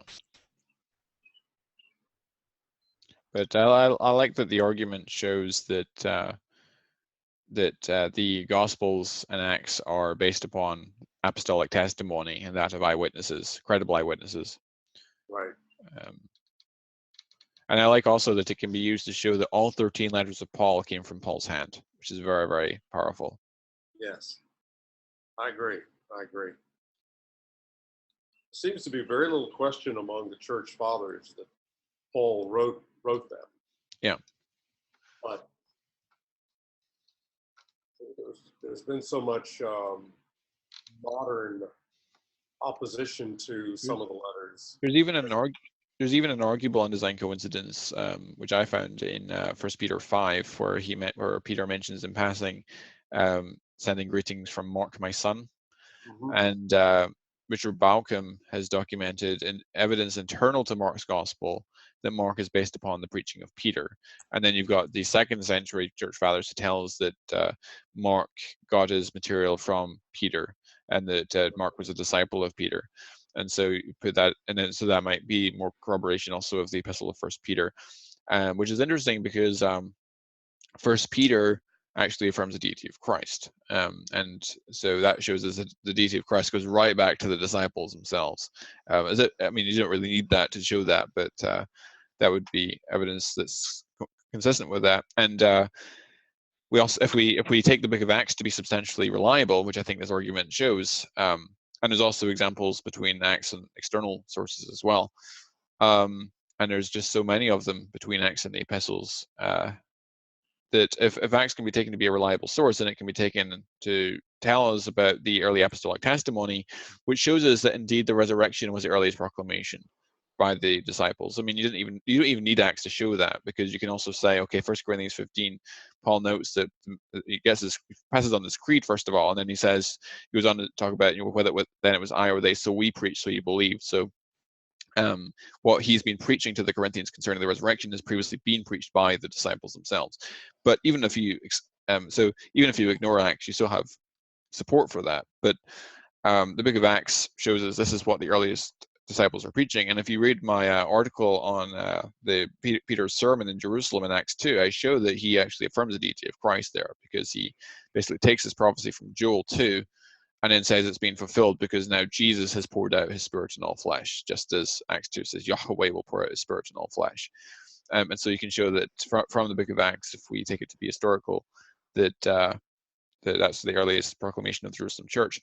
And you can also show that if the Gospels and Acts are to be taken as substantially reliable, then it can also be taken as apostolic testimony concerning the nature of the post-resurrection appearances. Are we there? Yes. Oh yeah, it can be taken as to show the nature of the post-resurrection appearances, because if we look at the Gospels and Acts, we see the post-resurrection appearances were polymodal in nature. They involve not just sight, but by touching, eating with, conversation, in groups with Jesus, and also we learn from the book of Acts it was extended across 40 days.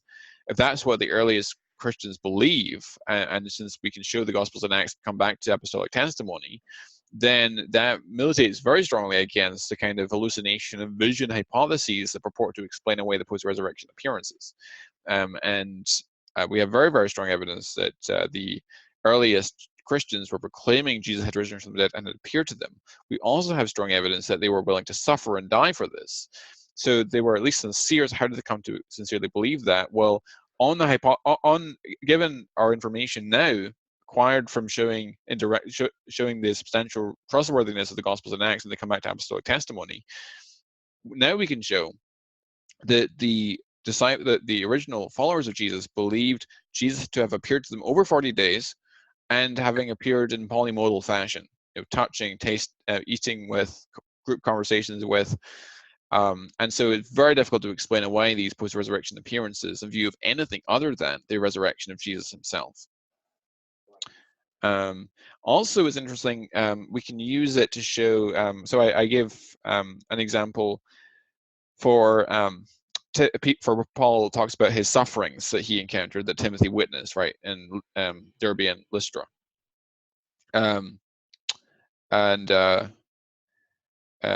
Or is it Lystra and Iconium? Lystra and Iconium, I think it is, in 2 Timothy 3. And that's really fascinating, because that shows that Paul was at least sincere in his affirmation of his conversion experience, because Paul actually gives us in his own words his conversion experience, which is also in Acts 9.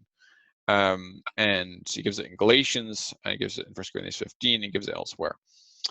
And moreover, we can also, and what's also interesting about Paul is that he mentions in 2 Corinthians 12 and also in Romans 10 that he had performed miracles. 2 Corinthians 12, he says that the signs of an apostle performed among you. Yeah.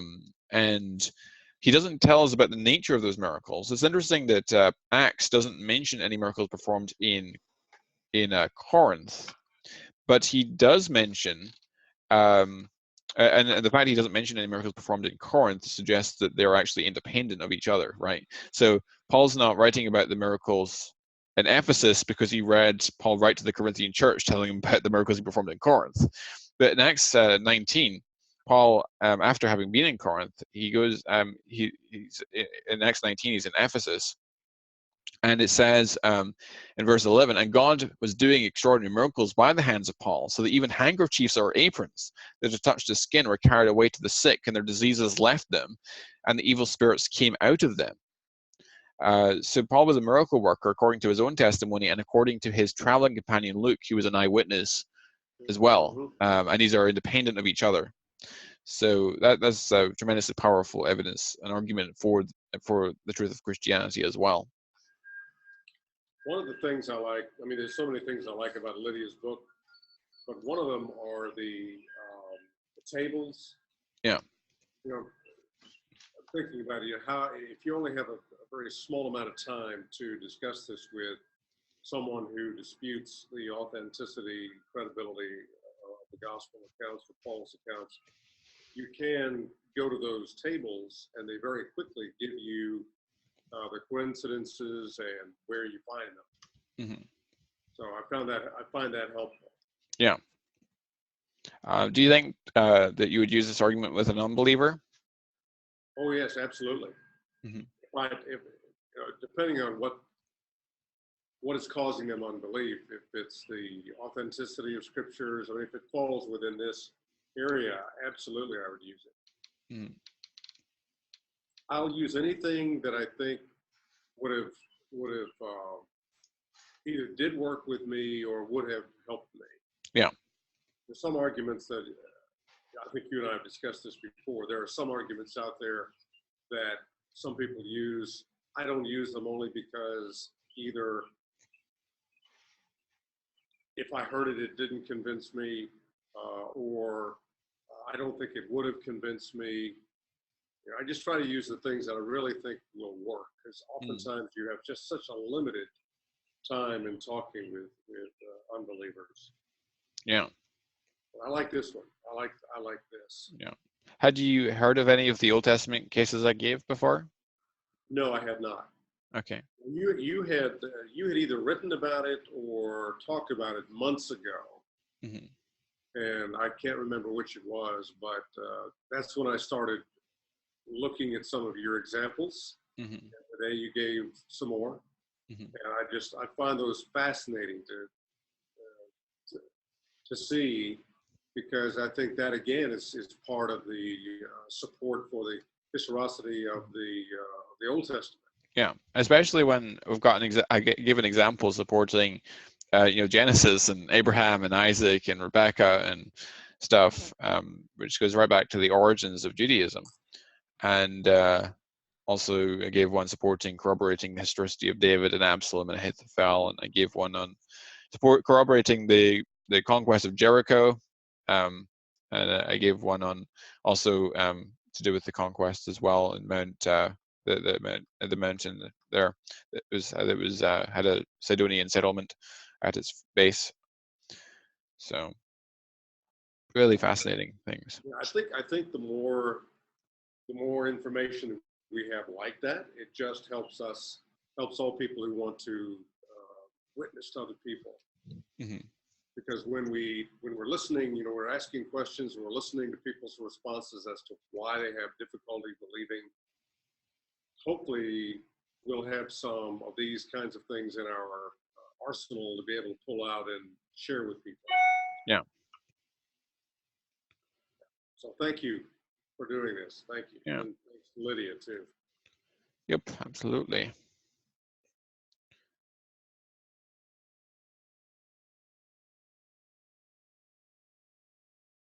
Anonymous viewer mentions Robert McIver in Memory of Jesus and the Synoptic Gospels. Yes, because if I've read that, I haven't read that book actually. Which one is that? Robert McIver, Memory of Jesus and the Synoptic Gospels. I don't think so. No. I'm reading one that it's fairly old. Well, it's about 7 years old, but I'm trying to get through it. It's huge. It's called The Resurrection of Jesus by Mike Licona. Oh yeah, The Resurrection of Jesus, a New Historiographical Approach. It's a brilliant book. It's one of the best on the resurrection. Yeah. You can see how far I've gotten. Not very far. He doesn't even cover the empty tomb in the book. It sounds like a page on the empty tomb. The rest of it is just on the appearances. Yeah. Well, I'm still at the beginning of the book where I'm understanding the methodology, yeah. Which I really want to understand because I think that's very important. Yeah. One of the objections I get to the resurrection is, this is an argument that Ehrman makes and Dr. Bob Price make and others make, which is basically a modern incarnation of David Hume's argument against miracles, which is to say that a miracle hypothesis, no matter how or a naturalistic hypothesis, no matter how improbable it is still going to be more probable than the miracle hypothesis, because a miracle, by definition, is the least probable explanation, and so an historian can never infer a miracle as the most probable explanation, because by definition, it's always the least probable explanation. It basically takes a naive, frequentist approach to assessing anterior or prior probability, which is, I think, rather naive. There's many events which are singularities and only happen once and don't happen regularly. And if a resurrection was a regular occurrence, well, it wouldn't have the significance that it has. If Jesus rose from the dead, it wouldn't be able to authenticate Jesus' messianic credentials, because everyone would shrug and say, well, everyone knows someone has been raised from the dead. So my way of countering the argument about prior probability in regards to Jesus' resurrection is to argue actually the prior probability of the resurrection of Jesus is higher than a lot of people might like to think, because first of all, the cross and resurrection of Jesus is the culmination of the Jewish scriptures. It's the culmination and climax of prophetic revelation. And so it's not any old Joe Blow from some miscellaneous village someplace who's being raised from the dead, but rather Jesus of Nazareth, who rests within a theo-historical context, if you will. And so you've got the cross and resurrection being the culmination and climax of the Jewish scriptures. And then moreover, you have the fact that Jesus, and I think we can demonstrate this historically using undesigned coincidences and also other historical tools, that Jesus predicted ahead of time his impending death and resurrection as God's vindication of his messianic and divine credentials. That being the case, then the resurrection hypothesis, in view of those two things, and also the fact that we have independent reason to think God exists and that he has the power to perform miracles, these three things then provide grounds for thinking that the resurrection hypothesis is a contending explanation on the table in the competition for best explanation. Yeah, exactly. Very well said. Well, thank you.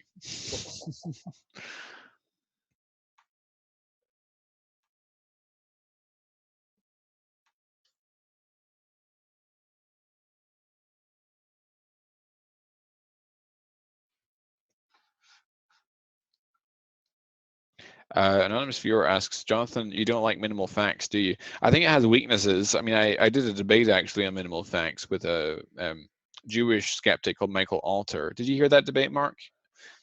I don't think I did.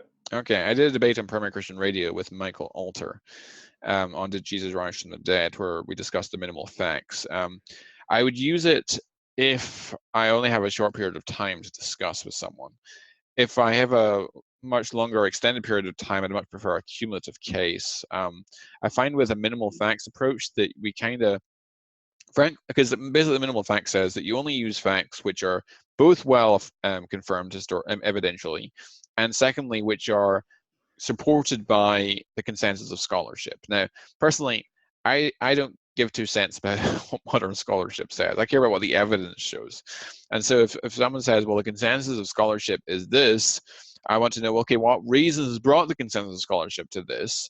And if the consensus of scholarship use bogus argumentation, which often is the case actually, then I don't care what they think. For example, they use bogus argumentation to dismiss the pastoral epistles. Absolutely bogus. It's like when we're discussing, for example, in one of my other fields, which is intelligent design, when they just dismiss intelligent design and say, well, consensus of scholarship dismiss intelligent design, I ask, well, what reasons brought them to that conclusion? And I look at their arguments, and their arguments are just terrible and atrociously bad. So frankly, I don't care what they think. I care about what the evidence and the facts and the arguments show.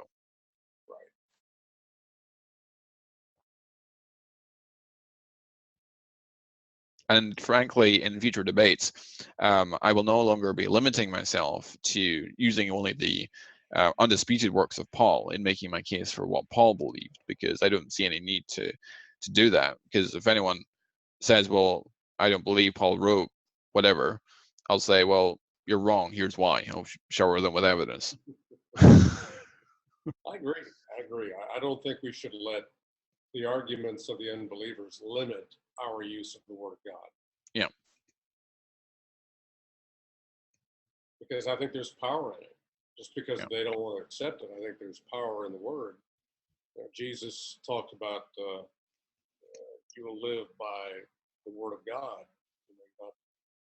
Jesus didn't seem to limit himself in his arguments, and neither did Paul, neither did any of them. And I agree. Sometimes I think of the minimal argument as being an elevator argument. Mm-hmm. I'm going up the elevator, and I've got 30 seconds to talk with somebody, and they say, okay, prove to me. Well, I only have 30 seconds. I got to come up with hopefully the best ones. But if you're having a real discussion with somebody, I don't think we ought to limit ourselves. Yeah. I was finding sorry, go ahead. I was going to say, we're like in a debate, same thing. Yeah.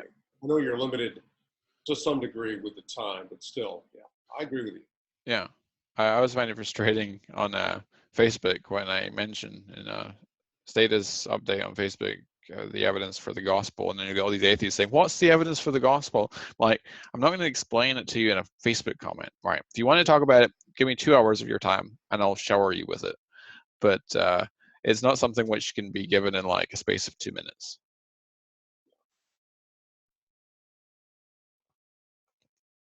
No, and I wonder sometimes, because I've been challenged by atheists to make my case in 2 minutes. Interesting that you say that. Right, you got 2 minutes. And I'm wondering if I have responded, and it hasn't gone very well sometimes. Their response is just, oh, that's all bad. Yeah. Every Christian says, that's what you always say. Well, you only gave me 2 minutes. So I'm allowing them to limit the presentation, and I don't know that that's a real good idea. Yeah. That's why, by the way, Hyde Park, in my opinion, is not the best venue for engaging these issues, because apart from the fact that most people at Hyde Park are frankly very shallow thinkers, and that might sound incredibly arrogant, but it's true. And and also the fact that they keep interrupting you, so you never actually get round to actually making a point that people can then talk about, because every time you start off, they just interrupt you and shower you with more questions. Yeah, I've watched your videos and Jay Smith's videos and some other ones, and I don't know how you guys do it out there. It's just noise. It's almost, Yeah. what you guys are saying is fine, but there's just so much noise around you. Almost doesn't appear like anybody's really listening to what you're saying. Yeah.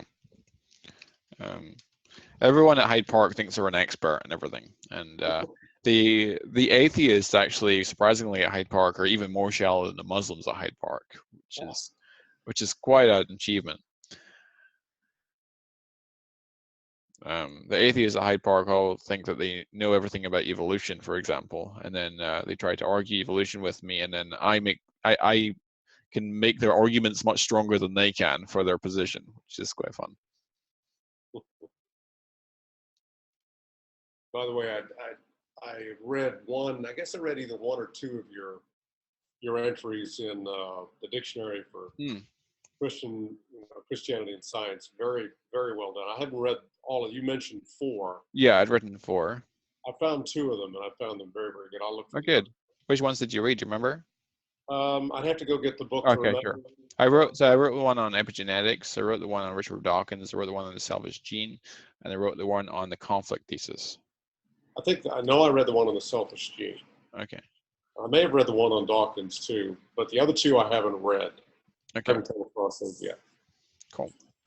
Unfortunately, one of the weaknesses of the Zondervan dictionary is that there's no index and there's no contents page.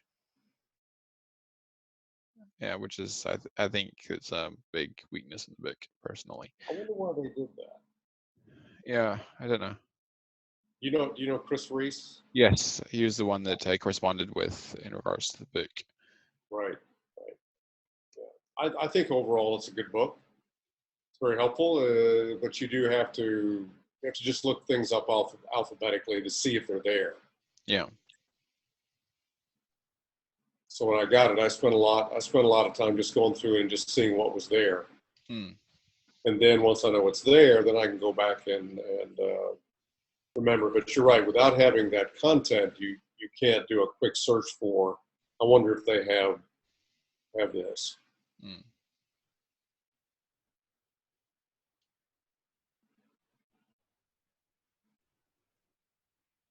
There's so much good material out today. I heard you say something about you might do some writing after your...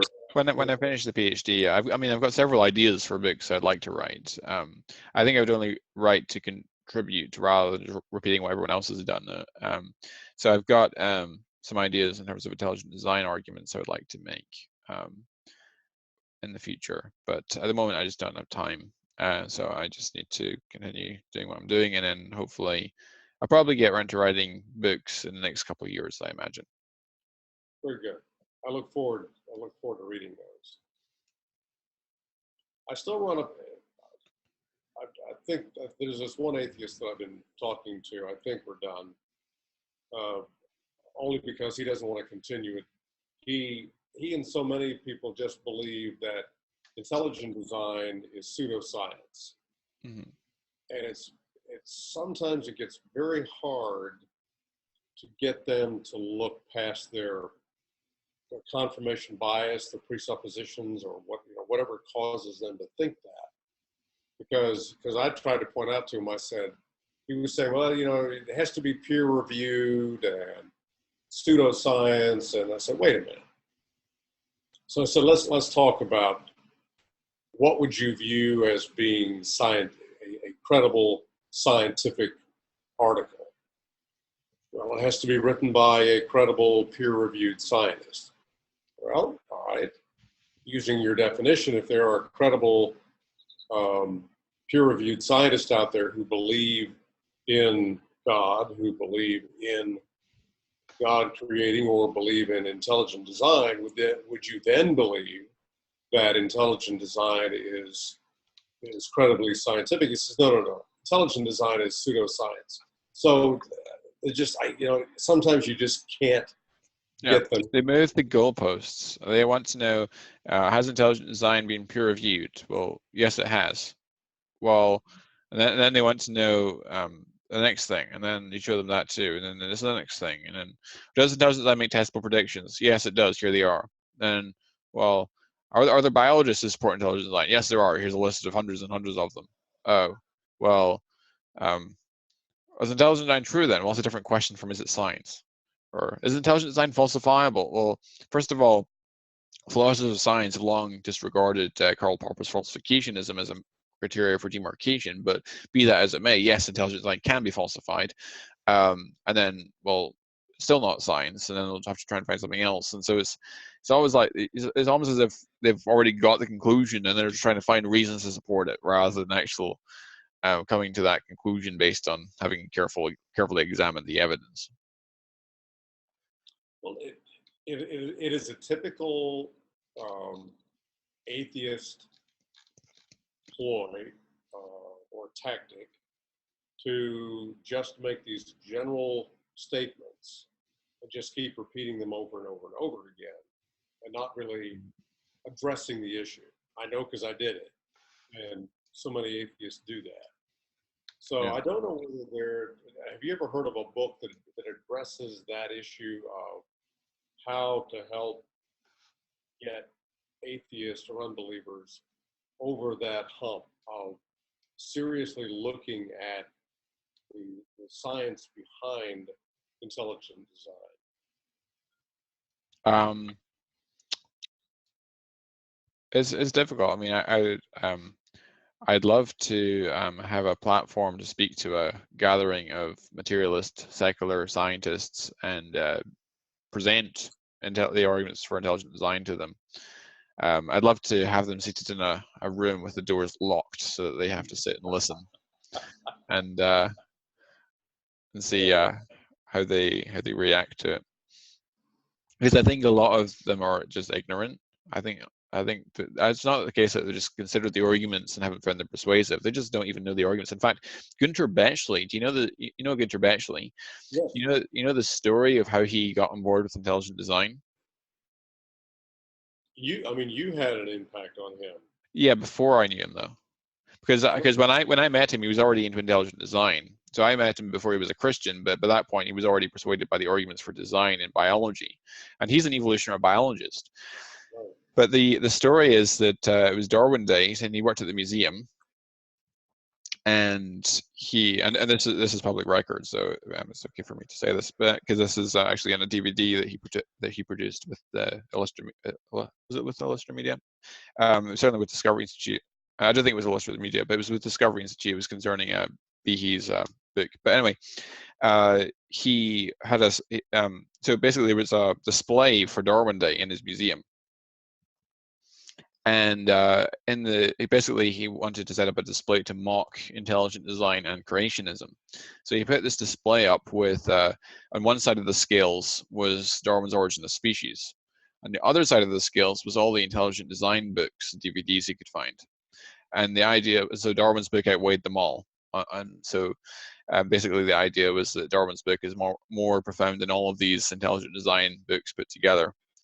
And then he says the mistake that he made was to start reading the intelligent design books on the other side of the scale, and found out that the arguments as they were presented there were very, very different from how they'd been represented to him. And so that's how he came to be convinced by intelligent design. I had not heard that story. That's fascinating. That is very cool. Yeah, we have to pray for him. He had a stroke recently, so. I know. I've been following it on his Facebook page.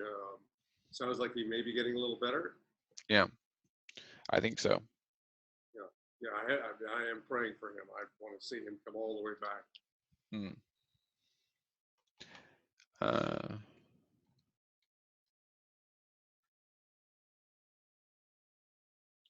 Callum asked in the Q&A, Jonathan, what do you think about the use of information theory to support intelligent design? Well, absolutely. Best book on that is Stephen Meyer's Signature in the Cell, which uses information theory to support ID.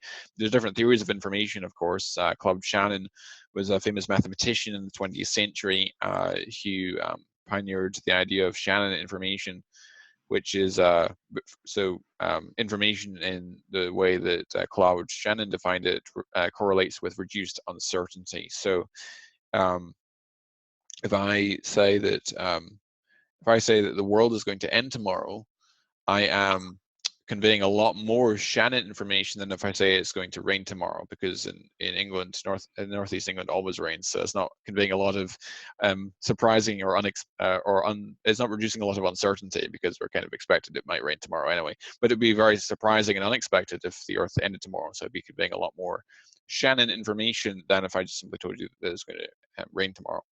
But so if I flip a coin, then I've reduced uncertainty, so that in terms of the outcomes, it might be heads or it might be tails. And if I flip another coin, well, I reduce more uncertainty. So the more uncertainty I reduce, the more Shannon information I've conveyed. Information as used by theorists of intelligent design is Shannon information, but it's not merely Shannon information. Also, information as defined by intelligent design proponents also has a semiotic dimension, so it conveys meaning. It could, and as Dembski would refer to it, complex specified information content. It not only is complex, and by complex I mean improbable, but it also conforms to some independently given pattern. So the writing in the text messages here in the chat convey not merely Shannon information, but also specified, complex and specified information. And so that form of information is routinely and habitually associated with conscious activity, rational deliberative agency, intelligent design. And so when we look at information in the realm of biology, we are, based upon the historical abductive method of inferring to the best explanation from multiple competing hypotheses, we can infer justifiably that intelligence is the best or most causally adequate explanation of that information content.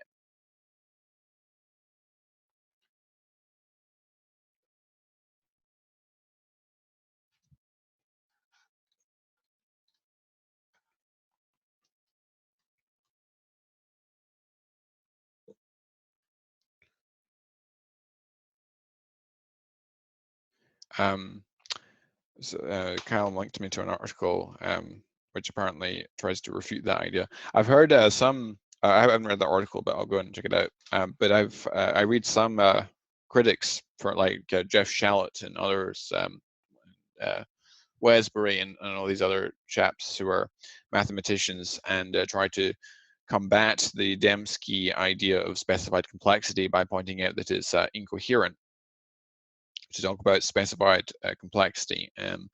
They unfortunately for them employ inconsistent standards when they do that, and I can tell you why. If you consider, for instance, all of the arguments for the proposition of common ancestry, what form do they take? Well, for instance, on the first Saturday of July, we have Dr. Andrew Fabich, the microbiologist, come and talk to us about endogenous retroviruses as arguments for common ancestry. He's going to take the critical position. Now, let's take that as an example, right? So evolutionary biologists maintain that the distribution of retroviral elements in primate genomes is evidence for common ancestry, because that distribution is expected on common ancestry, but very surprising on uncommon ancestry, because we've undergone invasions by retroviruses, and some of these retroviral elements have invaded the germline and become and passed on to descendants, and sometimes you might find the same retroviral element at the same locus in, say, humans and chimpanzees, or humans and gorillas, and so on. And the nested hierarchical distribution, which forms like a sort of nested or family tree-like structure, is something which might expect on common ancestry, but is surprising on the uncommon ancestry hypothesis. So that's the argument. The problem is that any distribution of retroviral elements in primate genomes is equally improbable. It's no more improbable than any other distribution. What distinguishes the actual distribution is, from the evolutionary biologist's point of view, is that it conforms to an independently given pattern. So you find the same retroviral element at the same locus in different organisms. That is basically an argument from specified complexity. Specified complexity can have two sources. It can either be produced by design, or it can be produced by transmission from some other source. For example, if a signpost falls in the snow and leaves an imprint, then you've got specified complexity on the snow, but it's been transmitted from another source. So you could make an argument for common ancestry based upon that sort of mode of reasoning, and people do. There's a parallel there to how ID proponents would argue from specified complexity for design.